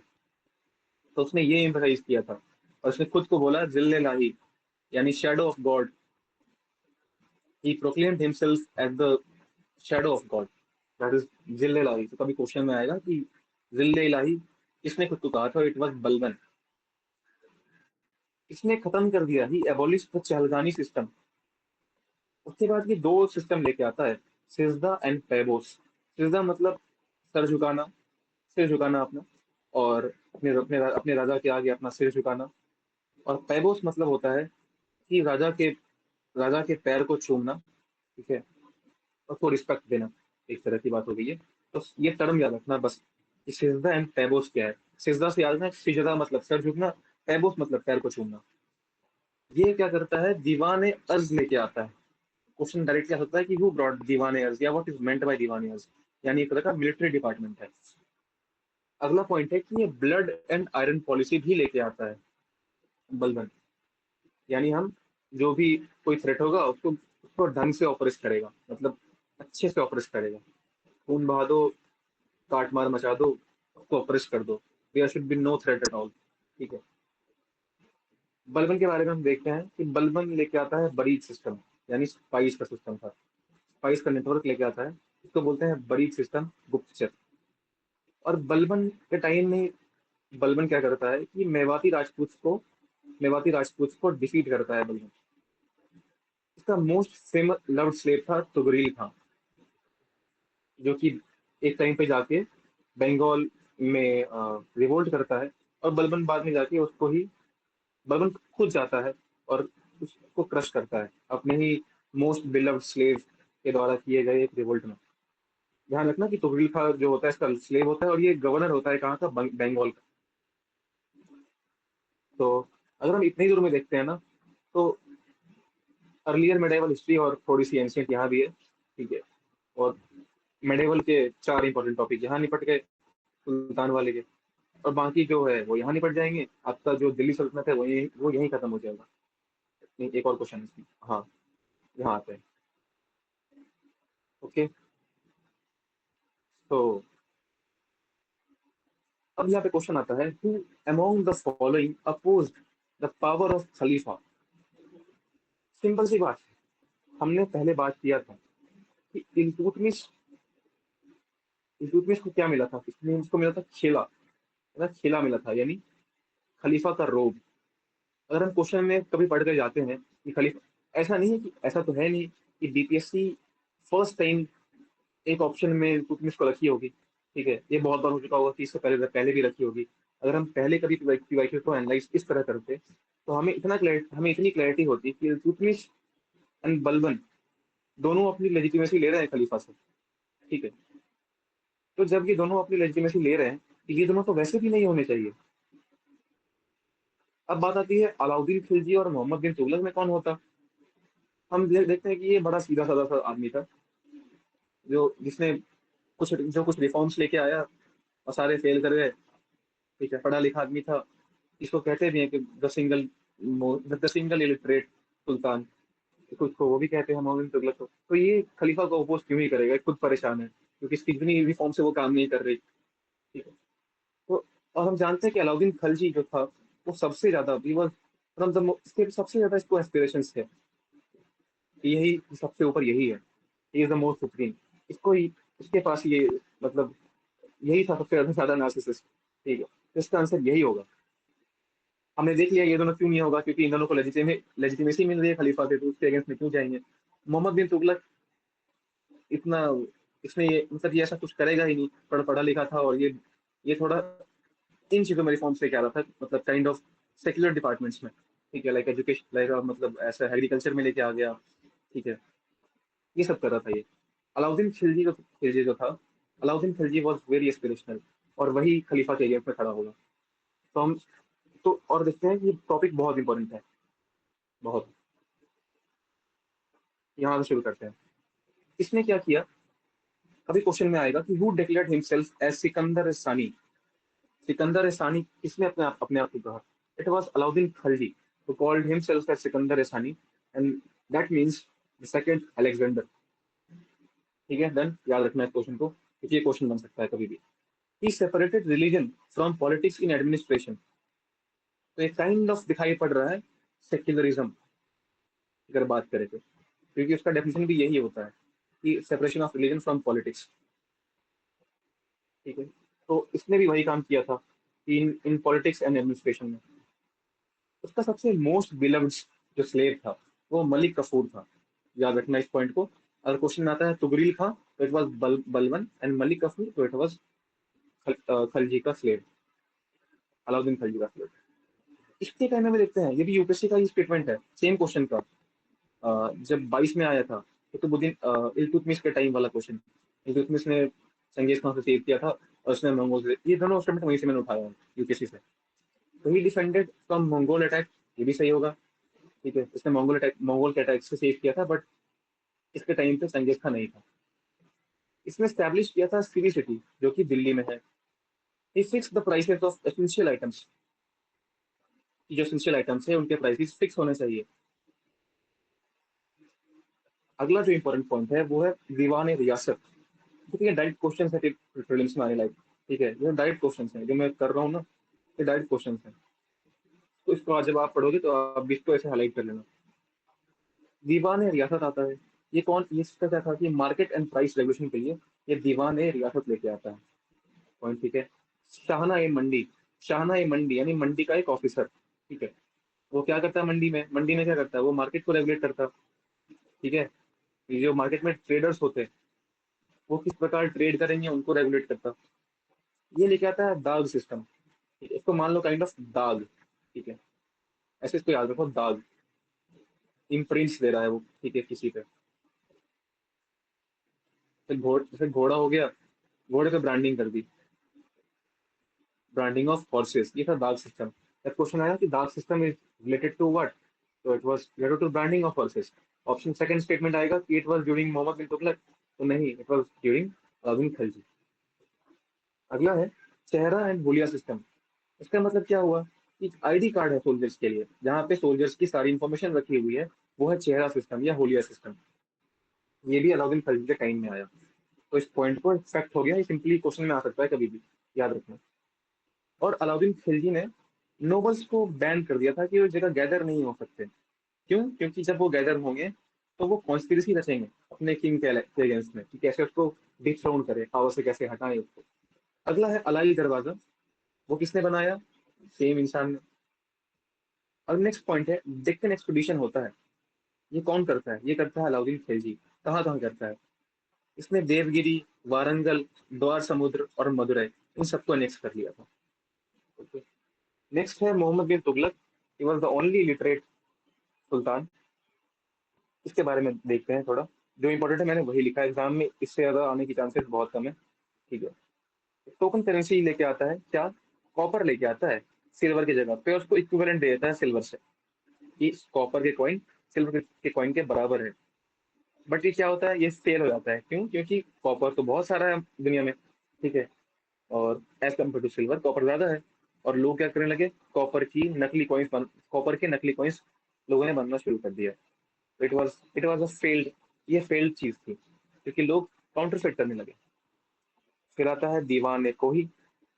दीवान कोही जो होता है वो होता है डिपार्टमेंट फॉर एग्रीकल्चर डेवलपमेंट। ठीक है। फिर आता है आपका तकवी लोन्स। तकवी लोन्स क्या होता है? ये होता है स्टेट लोन्स फॉर एग्रीकल्चर, इसको बोलते हैं तकवी लोन्स। ओके। तो इट वाज, ये स्टेट जो थी वो लोन दे रही थी फॉर एग्रीकल्चर के लिए, तकवी लोन्स। एग्जाम में डायरेक्टली ये हो सकता है। तो ये तीन चीजें। फिर आएगा कि खुरासन एक्सपीडिशन किससे रिलेटेड है? जैसे यहाँ आया डेक्कन एक्सपीडिशन किससे रिलेटेड है, यहाँ खुरासन किससे है, कराची किससे है, और खुरासन है तो कहाँ है? ये है सेंट्रल एशियन टेरिटरीज से रिलेटेड। यहाँ पे इसने इन्वेजन का प्लान बनाया था जो फेल हो गया। और कराची था हिमालयन कैंपेन, हिमालय में जाकर अटैक करेंगे लाइक उत्तराखंड वगैरह में। ठीक है, ये भी फेल कर गया। मोहम्मद बिन तुगलक का टाइम होता है जब इब्न बतूता इंडिया आता है, जो कि मोरक्को से आता है, ट्रैवलर होता है। उस टाइम इसके कोर्ट में सर्व भी करता है और एक बुक लिखता है रिहाला के नाम से। एट द सेम टाइम जब मोहम्मद बिन तुगलक हुआ करता था, उस समय विजयनगर एम्पायर स्टैब्लिश होता है और हरियर एंड बुक का स्टैब्लिश करते हैं इसको। एक और इसका इनिशिएटिव है, he shifted capital from Delhi to Daulatabad in Maharashtra in 1327। इन दोनों की नीड हमें है नहीं, क्योंकि हमने इसको पहले भी पढ़ लिया है ऊपर, और बहुत डिटेल में पढ़ लिया है। वो ट्रेन हमने पढ़ा था कि तोरिल खान ने रिवोल्ट किया था, रेज कब कहाँ पे, being a Gujarat, being governor of Bengal. ठीक है, तो किसका स्लेव था ये बलबन का था, तो इसका आंसर यही होगा। और हमने यहाँ नहीं, हमने यहीं पढ़ लिया था। मैं जब यहाँ पढ़ा था तो हमने यहाँ पढ़ा था, देखो, बलबन, बलबन का तुगरी खान नाम का मोस्ट बिलव्ड स्लेव था, और ये यहाँ बन गया। बलबन इसका आंसर होगा, बट हमें बाकी चीजों से मतलब है। आंसर तो ये है, बट बाकी भी पढ़ना है। अब देखो, तुगरिल खां के बारे में बात, तुगरिल खां हो गया, ये खुद में इंपॉर्टेंट नहीं है, अपने में इंपॉर्टेंट है ये रूलर्स। अगर हमने लास्ट क्वेश्चन में हमने बहुत डिटेल में पढ़ लिया अलाउद्दीन खिलजी के बारे में, तो ये तो यहीं पे क्लियर हो गया। अब हम पढ़ेंगे फिरोज शाह तुगलक के बारे में, क्योंकि जब हम यहाँ पे ये खत्म करेंगे तो हमारा जो तुगलक डायनेस्टी है वो खत्म हो चुका होगा। ठीक है, सबसे पहले आता है वो गैसुद्दीन तुगलक, फिर मोहम्मद बिन तुगलक, एंड देन फिरोज शाह तुगलक। और ये दोनों इंपॉर्टेंट है, बाकी इंपॉर्टेंट तो है नहीं। ठीक है, इनमें हमने ये पढ़ लिया, हमने ये पढ़ लिया, यानी ये फिरोज, हमने फिरोज शाह पढ़ लिया, हमने मोहम्मद बिन तुगलक पढ़ लिया, और हमारा खत्म हो गया। तो हम देखते हैं कि मोहम्मद बिन तुगलक जो है, इसने एक ऑटोबायोग्राफी लिखी है, इसका नाम है फुतूहत ए फिरोज शाही। वो पर्शियन में है। ठीक है, आफ्टर मोहम्मद बिन तुगलक ने पढ़ा इसको। इसकी थी कंसिलिएटरी पॉलिसी। इसका मतलब ये हुआ कि ये पनिशमेंट कम देगा और टैक्स भी कम लेगा। Point to be noted, conciliatory policy. ज्यादा इंपॉर्टेंट यहाँ पे ये क्वेश्चन है, ऑटोबायोग्राफी और कंसिलिएटरी पॉलिसी। कभी क्वेश्चन में आ जाएगा ना कि इसकी ऑपोजिट पॉलिसी थी, तो ये गलत होगा। ये was the founder of Jaunpur, Hisar और फिरोजाबाद। जौनपुर उसके उसके ब्रदर के मेमोरी में है, हिसार हरियाणा में है, और फिरोजाबाद, ये तीन जगह इसने किया था। तो कभी क्वेश्चन में आया कि जौनपुर किसके याद में स्टैब्लिश किया, तो अपने भाई के याद में, भाई के मेमोरी में। इससे देखते हैं एक और बात रिलेटेड, इसने फोकस किया था काफी कैनल मेकिंग पे, यानी जो नहर बनती है उस पर काफी फोकस किया था। उसके बाद दीवान एक हैरात भी इसने स्टैब्लिश किया है, फॉर पुअर्स एंड नीडी। एक मिनट रुकना आप लोग, बस एक मिनट।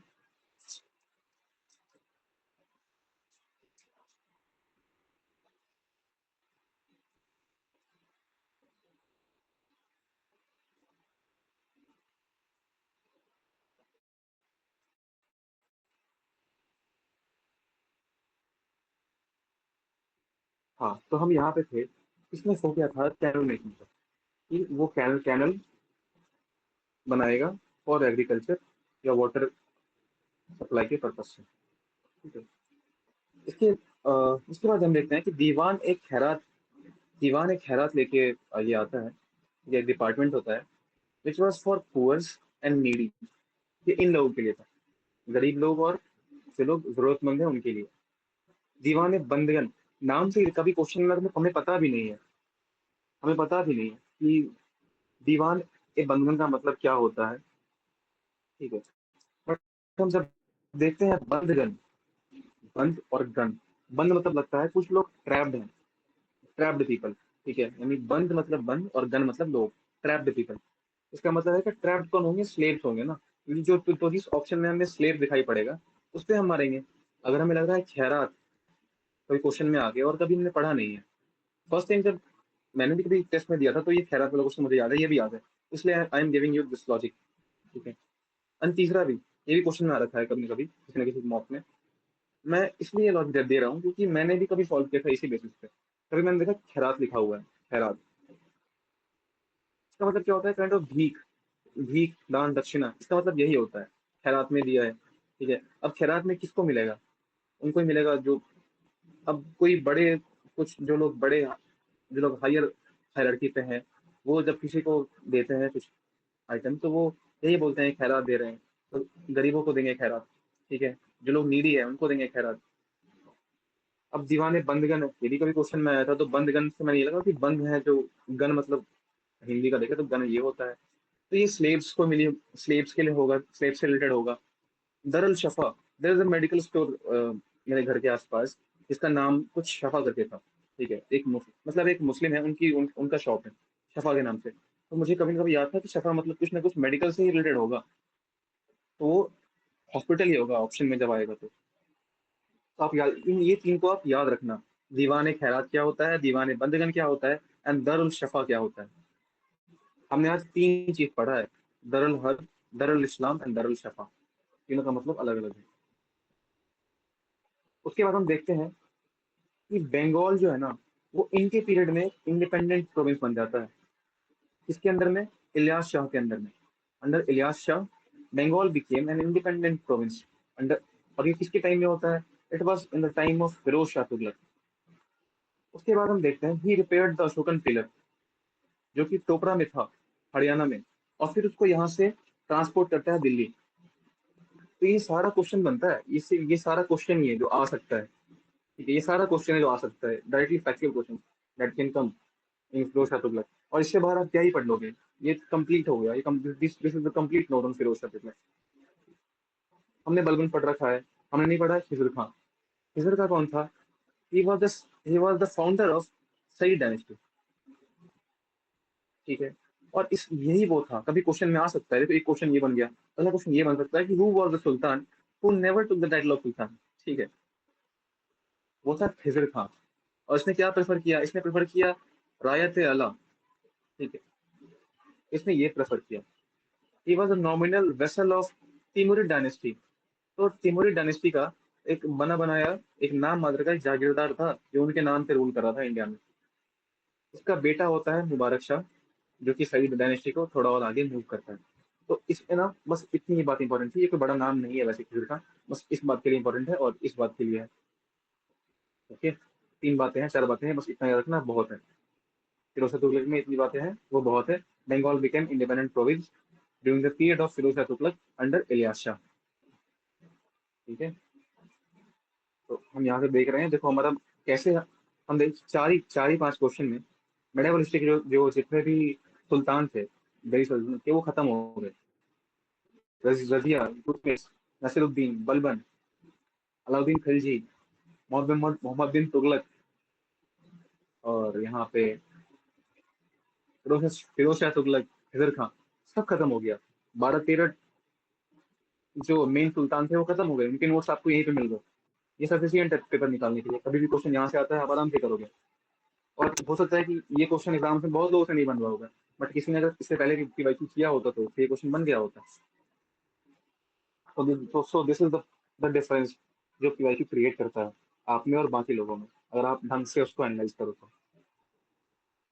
अब देखो, अब हम क्वेश्चन भी इस तरह डिजाइन है कि वो ऐसे क्रोनोलॉजी में आगे बढ़ रहा है। उसने पहले पूछा एंशियंट एंड अपर मिडेवल का, ठीक है, फिर धीरे धीरे यहाँ तक आया वो, मुगल तक आया। अब मुगल में उनमें को क्या क्वेश्चन है कि first Mughal ruler who fought against the Britishers.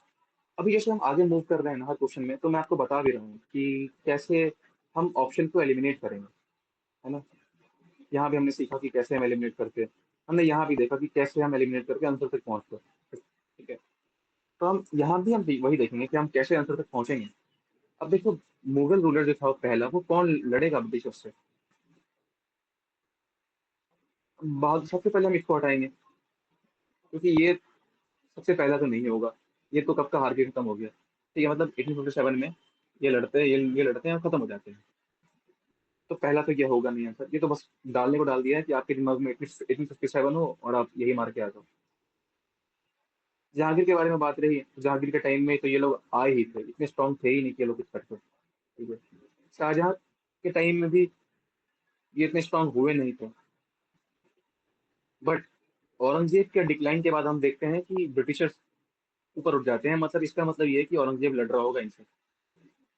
Okay, इसमें आप 2 ऑप्शन तो ऐसे ही कट कर सकते हो, इसको और इसको। बाकी डाउट आपके मन में ये और ये रहा, औरंगजेब एंड शाहजहां। और इस दोनों में भी आप वही वही लॉजिक लगाओगे जो आपने उसमें लगाया था, अलाउद्दीन खिलजी वाले ऑप्शन में, कि सबसे ज्यादा जो एस्पिरेशनल है वो कौन था इन दोनों में? उन दोनों में सबसे अच्छा था ये औरंगजेब, क्योंकि इसको लगता था कि ये सर्वे सर्वा है, इसलिए इसने अपना नाम रखा था आलमगीर, यानी कंकरर ऑफ द वर्ल्ड। और ये कब की कहानी है, कब ये लड़ाई हुई थी? 1686 में एक चाइल्ड्स वॉर होता है, जिसमें ब्रिटिश लड़ते हैं और मुगल लड़ते हैं एक तरफ से।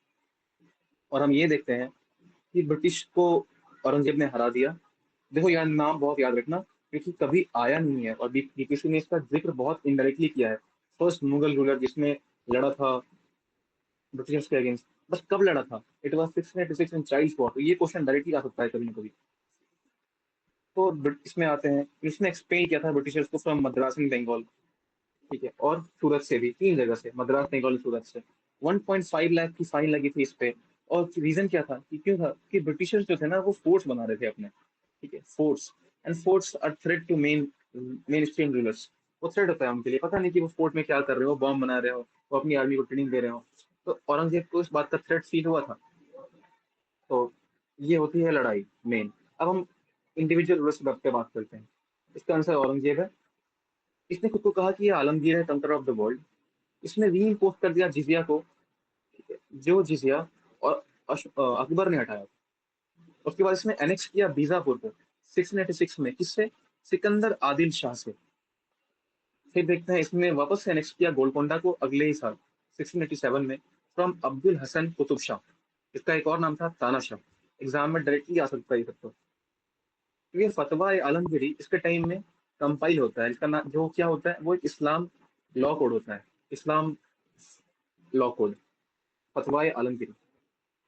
इसने बैन किया था म्यूजिक को फ्रॉम द मुगल कोर्ट, कि भाई कोर्ट में गाना बजाना नहीं होगा, क्योंकि वो हराम है इसके हिसाब से, क्योंकि ये बहुत ज्यादा रिलीजियस था, ऑर्थोडॉक्स। इसके हिसाब से वो था। जो अकबर के टाइम में बाकी लोग थे, लाइक तानसेन वगैरह, तो मुगल कोर्ट में गाना बजाना होता था। बट इसने बैन ही कर दिया इस चीज को। इसने डिसकंटिन्यू कर दिया नवरोज फेस्टिवल को, जो बलबन के टाइम में आया था। तो आप लोग जब नोट बना रहे हो ना, आप ऐड कर लेना कि नवरोज जो है वो बलबन के टाइम में आया था। बीवी का मकबरा ये बनाता है, जो कि एक पूरा इमिटेशन है ताजमहल का। इसने ताजमहल जैसे बनाने की कोशिश की थी, बट बना नहीं पाया। तो it is a poor imitation of Taj Mahal, जो कि औरंगाबाद में है। बीवी मतलब माँ, ठीक है, तो माँ के नाम। अब आता है शाहजहां, जो कि इससे पहले आया था। शाहजहां क्या होता है? शाहजहां जो होता है वो फिफ्थ नंबर होता है। इसने स्टैब्लिश किया था शाहजहानाबाद, जो कि दिल्ली में है। उसके अराउंड में क्या चीज है, मतलब इसी जो एरिया में, इसी शहर में जो इसने बसाया था, उसमें रेड फोर्ट है दिल्ली का, उसमें जामा मस्जिद है दिल्ली का। जो रेड फोर्ट है वो बनाया गया है व्हाइट मार्बल से। जो ये है जामा मस्जिद, वो बनाया गया है रेड सैंडस्टोन से। Build peacock throne, he build the peacock throne. जो हम बोलते हैं पीकॉक थ्रोन, इसको नादिर शाह ले जाता है लूट करके यहाँ से, इंडिया से। वो इसके टाइम में ही बनाया गया था पीकॉक थ्रोन, याद रखना। क्वेश्चन में दोनों आ सकता है कि किसने बनाया, किसने लूटा। नादिर शाह बाहर से आया था, लूट के चला गया। उसके बाद शाहजहां के टाइम में हम देखते हैं कि जो कंधार है, नॉर्थ वेस्ट 20 प्रोविंस का, जो नॉर्थ इंडिया, जो हमारा इंडिया है, ठीक है,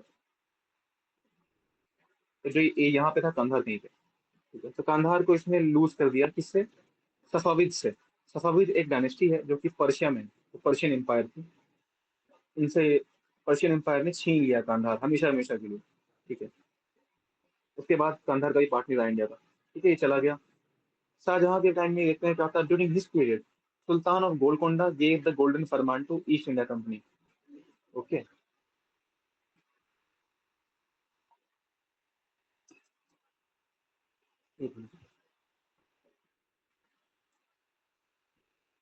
शाहजहां खत्म हो गया। सबसे लास्ट जो जो था रूलर, उसका नाम था बहादुर शाह जफर। ये was the last Mughal ruler, जो कि 1857 में नॉमिनल लीडर होता है हमारे रिवोल्ट का। इसको साहिल में भेजा जाता है, रंगून, जो कि बर्मा या म्यांमार में है। इसका रियल नेम क्या था? अबू जफर। एग्जाम में आता था अबू जफर। ये काफी फेमस पोट हुआ करते थे, पोएट हुआ करते थे। और इनका पेन नेम था जफर। जफर, ठीक है, ये आप याद रखना। तो बहादुर शाह जफर के टाइम में हम देखते हैं कि गालिब ने इनका कोर्ट अटेंड किया था। गालिब एक शायर हुआ करते थे, ठीक है, तो उसने इनका कोर्ट अटेंड किया था। और इनका जो ग्रेव है, जब ये मर गए, इनको दफनाया कहाँ गया? यागून में, ठीक है, यंगून में, ठीक है। वो कहाँ है? बर्मा में। एग्जाइल हुए ये रंगून में, और ग्रेव बना बर्मा, यंगून में। इनके बारे में और कुछ फैक्ट्स है यहाँ पे, कितने दूर में देखते हैं हम क्या। अ, एक मिनट, नहीं, तो हमारा बहादुर शाह जफर यहीं पे खत्म हो जाता है इतने से पार्ट में। इससे ज्यादा कुछ इंपॉर्टेंट है नहीं। जहांगीर जो है, जहांगीर, जो कि अकबर का बेटा था, he was the son of Akbar, Jahangir. तो जहांगीर के कोर्ट में ही आता है कैप्टन विलियम हॉकिंस, और बाद में थॉमस रो भी इसके पास आते हैं। जो कि थॉमस लो जो होता है वो किंग जेम्स वन का एम्बेसडर होता है, परमिशन लेने के लिए एक ट्रेडिंग फैक्ट्री सेट करने के लिए। इसका ओरिजिनल नेम था सलीम, अकबर का बेटा था ये। इसकी वाइफ थी नूरजहां, जो कि काफी इंफ्लुएंशियल थी मुगल कोर्ट्स में। और हम देखते हैं कि इसके टाइम में जंजीर ए अदल, जंजीर ए जंजीर ए अदल करके एक सिस्टम हुआ करता था। मतलब क्या कि जंजीर बनी होती थी, चेन, ठीक है, सोने की चेन, 80 या 100 फीट की थी, और उसमें एंड में जाके एक घंटा लगा हुआ था, ठीक है, एक घंटा लगा हुआ था। कोई भी जब जिसको कोई ग्रेवेंस यानी कोई शिकायत होती तो वो आता और यहाँ घंटा बजाता, और एक घंटा लगा हुआ था महल में। फिर वो घंटा बजता अंदर, ठीक है। फिर वहां पे राजा या राजा के कोई सबऑर्डिनेट्स आके इससे पूछते कि भाई आपकी क्या शिकायत है, आप अपनी शिकायत बताओ। फिर वो फिर जो ये उनको शिकायत बताता, अपनी अपनी ग्रीवेंस बताता, ठीक है, और उससे फिर उसको जस्टिस मिलता। तो ये था गोल्डन चेन ऑफ जस्टिस। और ये सर्विस थी 24/7 की, कभी भी आओ, कभी भी बजाओ, कभी भी अपनी शिकायत बताओ हमें, ठीक है? ये काफी इंपॉर्टेंट पॉइंट है, जंजीर अदल। इसकी वाइफ थी नूरजहां, जो काफी इंस्पिरेशनल थी। इसने अपनी ऑटोबायोग्राफी लिखी है, तुजुक ए जहांगीरी, तुजुक ए जहांगीरी। जहांगीर के टाइम में ये होता है कि जो सिख के जो सिखों के जो फिफ्थ गुरु थे, गुरु अर्जन देव, उनको एग्जीक्यूट किया गया था इनके टाइम में। और अगला फैक्ट क्या है, इसका टॉम जो है वो लाहौर में है। लाहौर में कहाँ? रवि रिवर के किनारे। कौन बनाया था? बाइसन, बाइसन शाहजहां, ठीक है। तो ये जो है, अगर हम देखते हैं इस 5 क्वेश्चन में ही, बीपीएससी के 5 क्वेश्चन में ही मेडिवल हिस्ट्री आराम से बहुत ज्यादा कवर हो चुकी है। आई थिंक 50 to 60% खत्म हो चुका है, ठीक है, या उससे भी ज्यादा। और इसमें मुझे लगी है बहुत मेहनत है, अलग अलग बुक्स देखना पड़ा है, गूगल करना पड़ा है, फिर मुझे नोट बनाने पड़े हैं कि पूरा, ठीक है। तो बाकी आप अपनी बताओ, रिव्यू कैसी लगी आपको अब तक?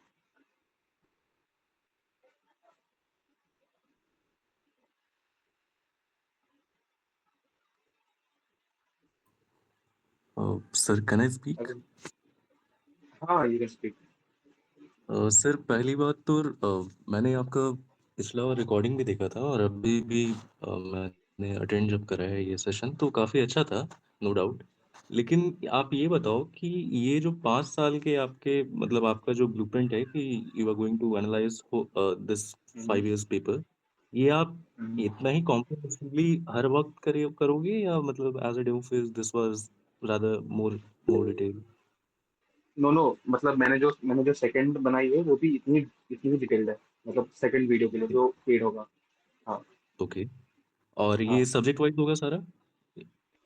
सब्जेक्ट वाइज नहीं, ऐसे हम चलेंगे, मतलब जैसे हम चल रहे हैं ना, 5 क्वेश्चन हो गया, मतलब पर डे 20 क्वेश्चन लेके चलेंगे, 15 से 20 क्वेश्चन, और वीक फिर ये ऐसे ही चलेगा। ओके। एक डाउट मेरा और है सर, इफ यू पूछो। Are following the BPSC examination these days जो अभी रिसेंटली पेपर्स हुए हैं, एज फॉर एग्जांपल एईडीओ हाँ। या लास्ट टाइम का हम्म, जो 71st का बीपीएससी, तो you would hmm, be saying कि साइंस का सेक्शन थोड़ा सा लेवल अप हो रहा है। So do you hmm. Have any plan regarding that, any plan of हाँ, एक्शन? लास्ट लास्ट सेशन में ना मैंने ये बात करी थी, ठीक है, मैं बताता हूँ, मैंने ये बात की थी, मैं बता रहा हूँ। अभी मैं भूल गया, अच्छा किया आपने याद दिला दिया।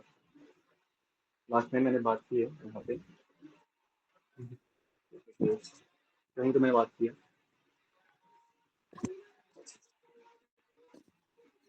एक मिनट, मैंने शायद यही नहीं बात की है। हाँ,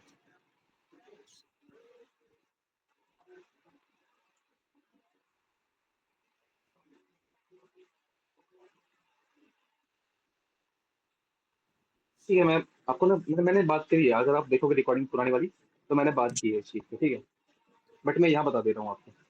देखो, क्या चीज़ है ना कि आप ना हर एक चीज़ के पीछे नहीं भाग सकते हो, ठीक है। सबसे इम्पोर्टेंट तो बात ये है कि आप सब चीज़ों के पीछे नहीं भाग सकते, you can not run behind every question that is coming coming in the examination. अब इसको मैं इसलिए बोल रहा हूँ क्योंकि वो क्वेश्चंस ना कभी ऐसे क्वेश्चंस है ही नहीं जो कभी कट ऑफ डिसाइड करेगी, ठीक है, क्योंकि वो किसी को नहीं आता वो। मैं मैंने उस दिन भी मैंने कहा था कि मैंने वीडियो एग्जाम नहीं दिया, बट मैंने घर पे देखा इन क्वेश्चंस को, और जब मैंने घर पे इन क्वेश्चंस को देखा, तो मुझे घर पे इन क्वेश्चन को देखने के बाद भी मुझे लगा कि भाई मुझे नहीं आता, ठीक है। जबकि कुछ क्वेश्चंस केमिस्ट्री के भी थे। अगर मैं बात करूँ जेई जेई के टाइम की, आईटी जेई के टाइम की, तो आई गॉट 80 मार्क्स इन 120, ठीक है। तो उस समय केमिस्ट्री अच्छी थी, अभी भी थोड़ी बहुत ठीक ठाक है। तो जब मैंने देखा तब भी मेरे से नहीं क्वेश्चन नहीं बन रहे थे यहाँ पे। क्यों? क्योंकि क्वेश्चन बहुत डेप्थ में था और शायद 12th लेवल पे था, ठीक है। और हम सेम चीज को बीपीएससी में नहीं कह सकते हैं, क्योंकि BPSC is not one stage examination.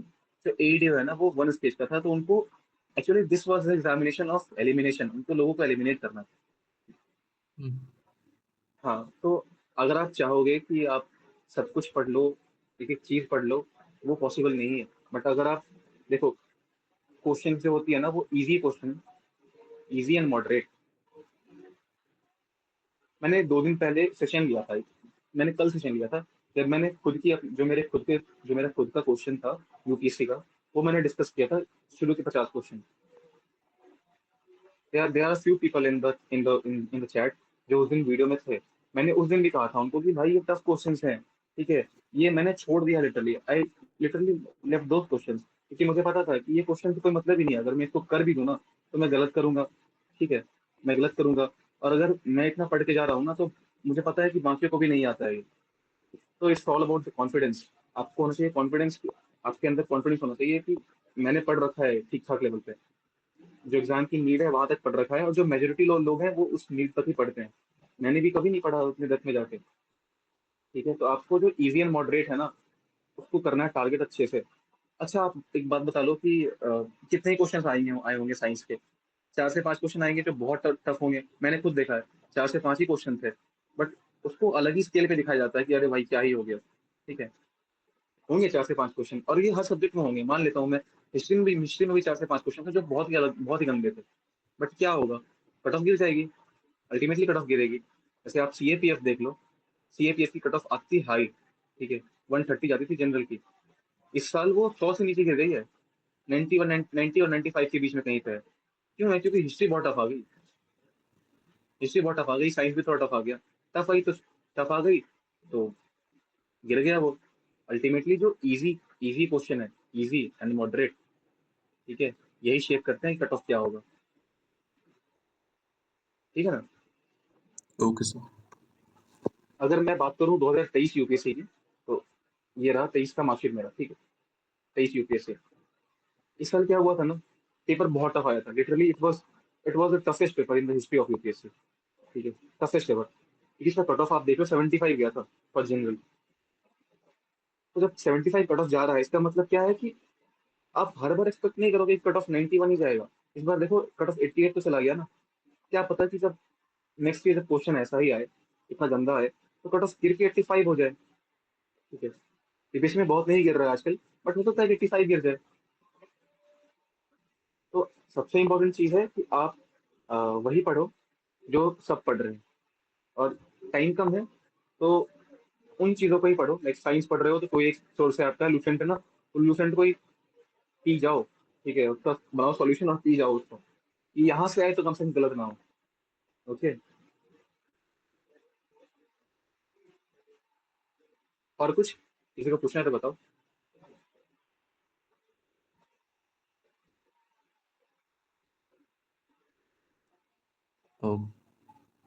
Can I ask one more doubt sir? Yes yes. जैसे ये पीवाईक्यू एनालिसिस ये सब हो चुका है, अपार्ट फ्रॉम दिस जो आपने कहा है कि मेंटोरशिप में यू विल बी गिविंग दिन के जो मतलब टारगेट्स एंड ऑल, तो hmm. What exactly is your plan of action regarding that? जैसे आप वो टारगेट दोगे, we have to cover up revise all those things, उसके बाद फिर क्या होगा, मतलब एंड ऑफ द हाँ, डे मैं बता व्हाट रहा हूँ। आर? जी। ये मैंने बताया था ऐसे करके, ठीक है, कुछ उस दिन मैंने बताया था कि हमारा कुछ ऐसा प्लान चलेगा, ठीक है। मान लेते हैं हमारे पास 60 डेज है, ठीक है। डेज ज्यादा है बट 60 ही मान के चलते हैं, 8 वीक। तो ये तो रफ वे है, ये रफ तरीका है हमारा। तो एक्चुअली ना हमें फोकस करना है, नंबर ऑफ रिविजन ज्यादा होनी चाहिए, ठीक है। 4 से 5, मिनिमम 4 तो होनी चाहिए। हमें 4 से 5 रिवाइज करना है कम से कम। तो जब हम 4 से 5 बार रिवाइज करेंगे ना इन चीजों को, तो क्लैरिटी बढ़ेगी हमारी। और ये मेरा कम से कम थोड़ा सा प्लान ऑफ एक्शन कुछ ऐसा है 60 दिनों का। ठीक है, जब मैं मान के चलता हूँ कि मैंने फर्स्ट वीक दे दिया मॉडर्न पे, इतना नहीं दूंगा, इससे कम दूंगा, बस ये एक रफ वर्क है, मैंने इतना दे दिया मॉडर्न पे। अब आपको बीच में संडे आएगा, फिर दे दिया, एक वीक दे दिया एंशियंट को, फिर संडे आएगा, फिर एक वीक दे दिया साइंस को, फिर संडे आएगा। ठीक है, मतलब यहाँ पे एंशियंट तो मेडाइवल है, फिर संडे आएगा, फिर 1 वीक दे दिया पॉलिटी को, फिर एक संडे आएगा। और ऐसे मतलब आपका एक तरह से सिलेबस यहाँ तक खत्म हो जाएगा। ठीक है, और ये कुछ मैंने लिखा था 5 to 6। ठीक है, हाँ 5 से 6 दिन चाहिए। क्या है ये, चलो ठीक है, जब देखा जाएगा देखा जाएगा इसको। तो ऐसे कुछ सब्जेक्ट वाइज मैंने बनाया था प्लान। ठीक है, ये बहुत रफ वर्क है, इस पे काम किया जाएगा अच्छे से। ठीक है, जब भी हमारा ये हुआ संडे, हम जब डेली का टारगेट रखेंगे कि हमें इस बुक का 15 पेज पढ़ना है। मतलब मैंने ये काम अपने दोस्तों को करा रखा है 2 महीने पहले ही। ठीक है, तो they are done with the syllabus, उनके स्कोर ऐसे 40-50 आ रहे थे, and now they are getting 118। इसने भेजा था, इसने 107 टेस्ट में, ये टेस्ट के स्कोर बढ़ गए हैं सिर्फ इस चीज से।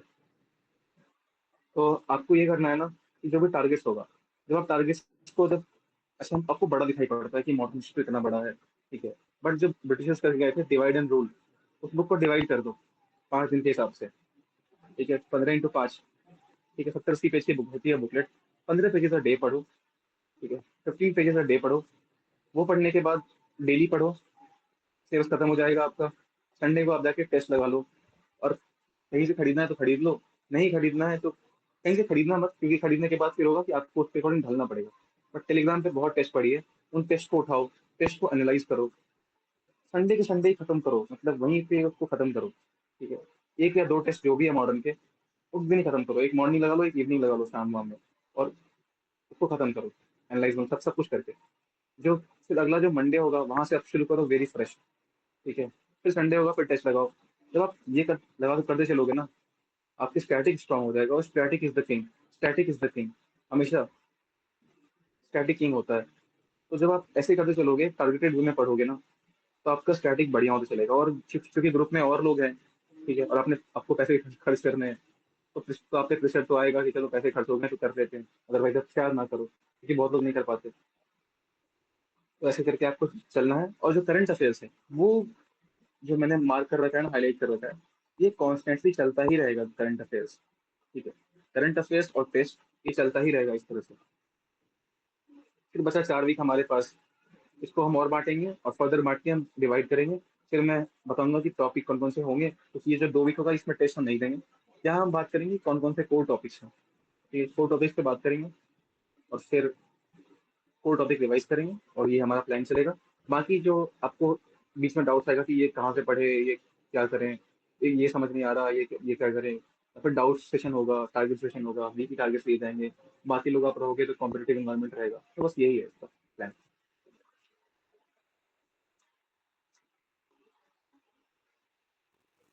Can we expect some questions on the basis of daily target जो आप दोगे ग्रुप में, मतलब? फिर इसके लिए बहुत मुझे और मेहनत करनी पड़ जाएगी। अच्छा, और मैं अकेले हाँ, ही हूँ, I have no partner sometime. Okay sir, but क्योंकि ठीक है, वी आर पेइंग अराउंड 600, तो ओके, नो वरीज। हम्म,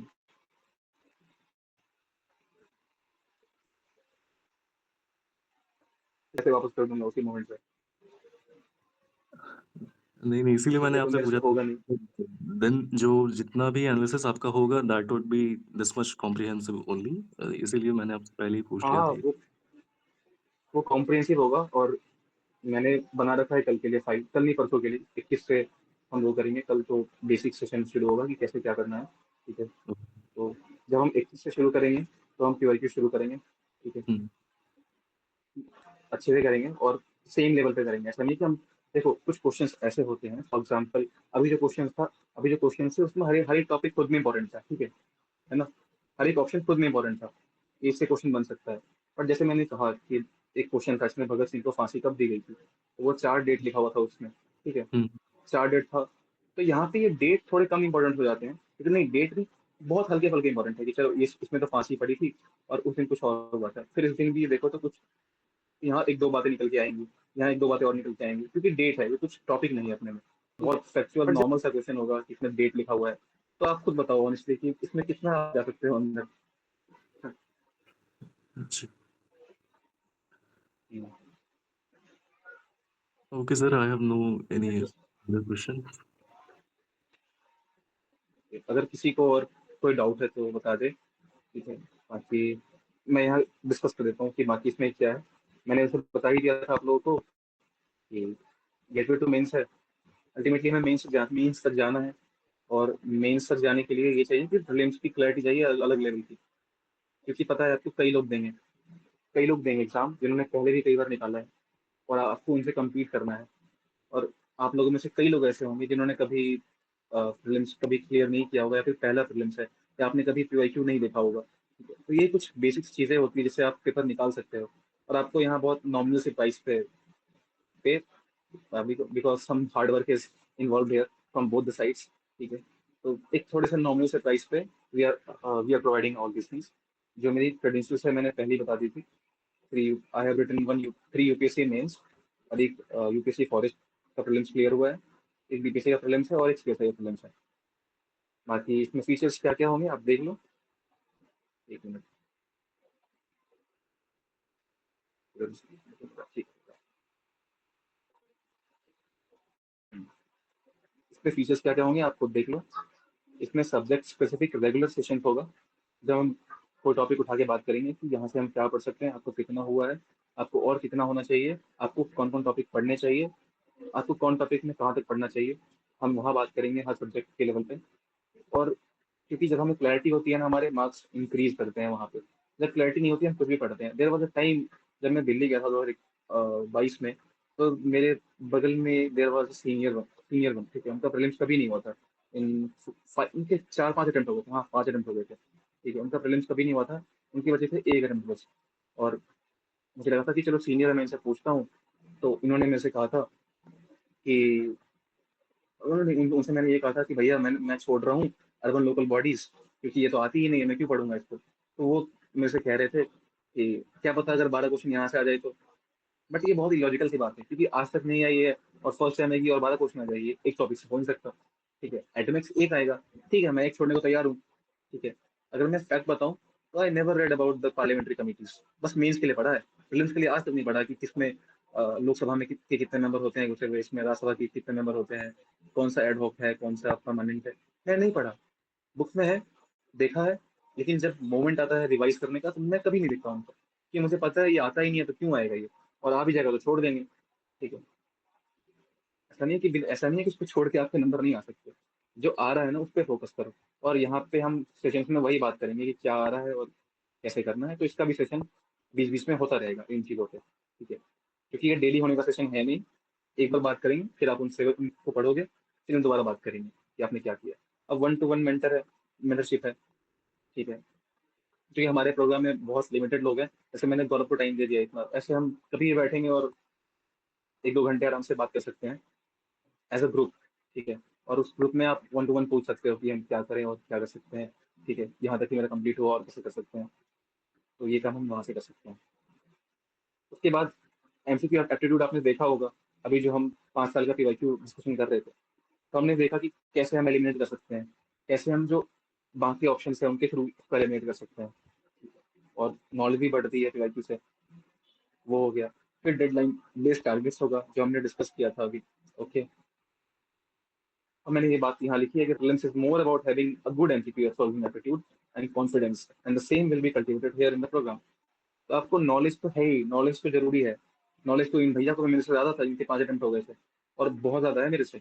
मैं बात कर सकता हूँ कि ज्यादा है, बट उनको पता नहीं कि पेपर कैसे निकालते हैं, ठीक है। तो अल्टीमेटली पेपर कैसे निकालते हैं वो कोई बुक पढ़ के आप नहीं निकाल सकते हो। आपको, अब मैं ये नहीं कहूंगा कि you you need me to clear this examination, you need no one to get to clear this examination, but time कम है। और अगर इतना मिनिमम प्राइस पे कुछ मिल रहा है तो, और उससे आपको आपके साथ जो प्रिपरेशन है वो थोड़ी बूस्ट हो जाएगी, अच्छे लेवल पे आपको एक स्ट्रीमलाइन डायरेक्शन मिलेगा। तो that's it about the programme. So it's all about the direction. इसको सबसे इंपॉर्टेंट तो एमसीक्यू एप्टीट्यूड है, और 1-to-1 मेंटरशिप सेशन है, और डेडलाइन बेस्ड टारगेट है कि आपको करना है। क्योंकि आप जब ग्रुप में होगे ना, तो 3 लोगों ने किया है, 2 लोगों ने नहीं किया, तो फिर ये 2 लोगों को फोमो होगा, they will feel the deprivation कि ये कर रहे हैं, मैं नहीं कर पा रहा, फिर ये अपनी पेस बढ़ाएंगे। और तब आती है हेल्दी कंपटीशन। बिना कंपटीशन के हम खुद को इवेलुएट नहीं कर पाते हैं एक जगह बैठ के कि हमें लगता है हम अच्छा ही कर रहे हैं। हम टारगेट बनाते हैं कि हम 50 दिन में सिलेबस कंप्लीट करेंगे, तो भाई आप रिवाइज कब करोगे? आपको कब वो मोमेंट आएगा जब आपको चीजें फोटोजेनिक मेमोरी में आपकी घुस जाएंगी? जैसे यहाँ पे सतवाना था, सतवाना पढ़ा था हमने, लूसेंट के राइट्स, लूसेंट बुक के ऐसे में मुझे अभी भी याद है, लूसेंट की एक किताब है, ठीक है, इसका ये पेज हो गया, इसका ये पेज हो गया, मुझे अभी भी याद है कि सतवाना इस पेज में लेफ्ट राइट साइड पे लिखा हुआ है, आप जाके देख लो। और कहीं नीचे में जाके लिखा हुआ है कि लेड कॉइन्स लेके आते थे, ठीक है, तो मुझे अभी भी याद है क्योंकि मैंने उसको रिवाइज किया है मल्टीपल टाइम्स। लूसेंट एक बार में याद नहीं होती है, मल्टीपल टाइम्स में होती है, तो हम वही करने वाले हैं यहाँ पे। और कभी भी फोमो क्रिएट नहीं होना चाहिए किसी को भी कि फोमो हो रहा है, फोमो हो रहा है, क्या करें नहीं करें, फोमो नहीं होना चाहिए। हम जो पढ़ रहे हैं, हम काफी पढ़ रहे हैं, एग्जाम्स में बहुत टफ क्वेश्चन आएंगे, हम छोड़ देंगे, लिटरली हम छोड़ देंगे, क्योंकि हमें पता है कि हमें नहीं आता ना, तो किसी को नहीं आता। बेसिक्स पे फोकस करो, जो भी बेसिक पूछ रही है लास्ट 5-10 सालों में, उन पे फोकस करो, ठीक है। उनके ऑप्शंस को तुमने देख लिया है, उस पे तुम्हारे तुम्हारा कमांड है, उस पे फोकस करो, and that's how you will clear this examination. क्योंकि 71st में भी क्वेश्चन आया था, साइंस का कुछ कुछ क्वेश्चन आया था जो कि न्यूमेरिकल्स था। हाँ, मुझे दिक्कत नहीं होती इस चीज़ों में, हो सकता है किसी और को दिक्कत होती हो, ठीक है, हो सकता है कि आपको दिक्कत होती है, आपका आर्ट्स बैकग्राउंड था तो आपको दिक्कत होगी, ठीक है, बट मुझे भी तो, मेरा भी करंट अफेयर्स तो वीक था, ठीक है, मेरा भी करंट अफेयर्स वीक था, तो मैं यहाँ पे जाऊंगा डिसएडवांटेज में, आप यहाँ लो अपना एडवांटेज। ओके, तो इट्स ऑल अबाउट कि आप एडवांटेज कहाँ उठा रहे हो, आपको फोमो नहीं पालना है सबको, क्योंकि आप कहीं पे गिरोगे तो कोई कहीं और गिर रहा होगा, तो आप कहीं और से बैलेंस करोगे, वो कहीं और से बैलेंस कर रहा होगा। ठीक है, तो यही है, 599 है, ठीक है, कोर्स का प्राइस। और बाकी आपको ठीक लगे, ये रहा Sir, क्यूआर कोड जो are मैंने you the ग्रुप में डाल भी only दिया है। one in this particular mentorship? क्या हुआ? Are you the only one in this particular mentorship या आपके साथ और भी हैं? क्या है? जैसे ये नहीं नहीं, आई uh, am the only one, I am the only one. who is this Nikki Kumari? Dear Nikki, I'm not being greedy or anything. मेरा बस नॉर्मल सा सवाल था कि are they going to provide MCQs and all? इनका message आया है 600 में तुम्हें मेंटोरशिप मिल जाएगी कहीं और ये सब करके। अरे नहीं, आई नॉट नो, कोई बात नहीं।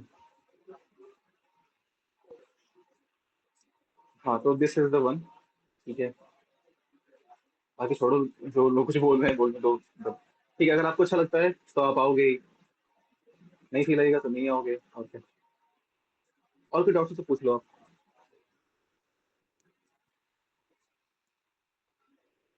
No sir, nothing else. मेरा तो ज़्यादातर ध्यान अब PYQ के एनालिसिस के बाद जो अपना normal day to day target होगा उसके ऊपर होगा। ठीक है फिर, ओके, अगर आपको ज्वाइन करना हो तो ग्रुप में पढ़िए, सेम पोस्टर, आप वहाँ स्कैन करके ज्वाइन कर सकते हो। Sure sir. ठीक है, let's wind up the session. Thank you sir. Welcome.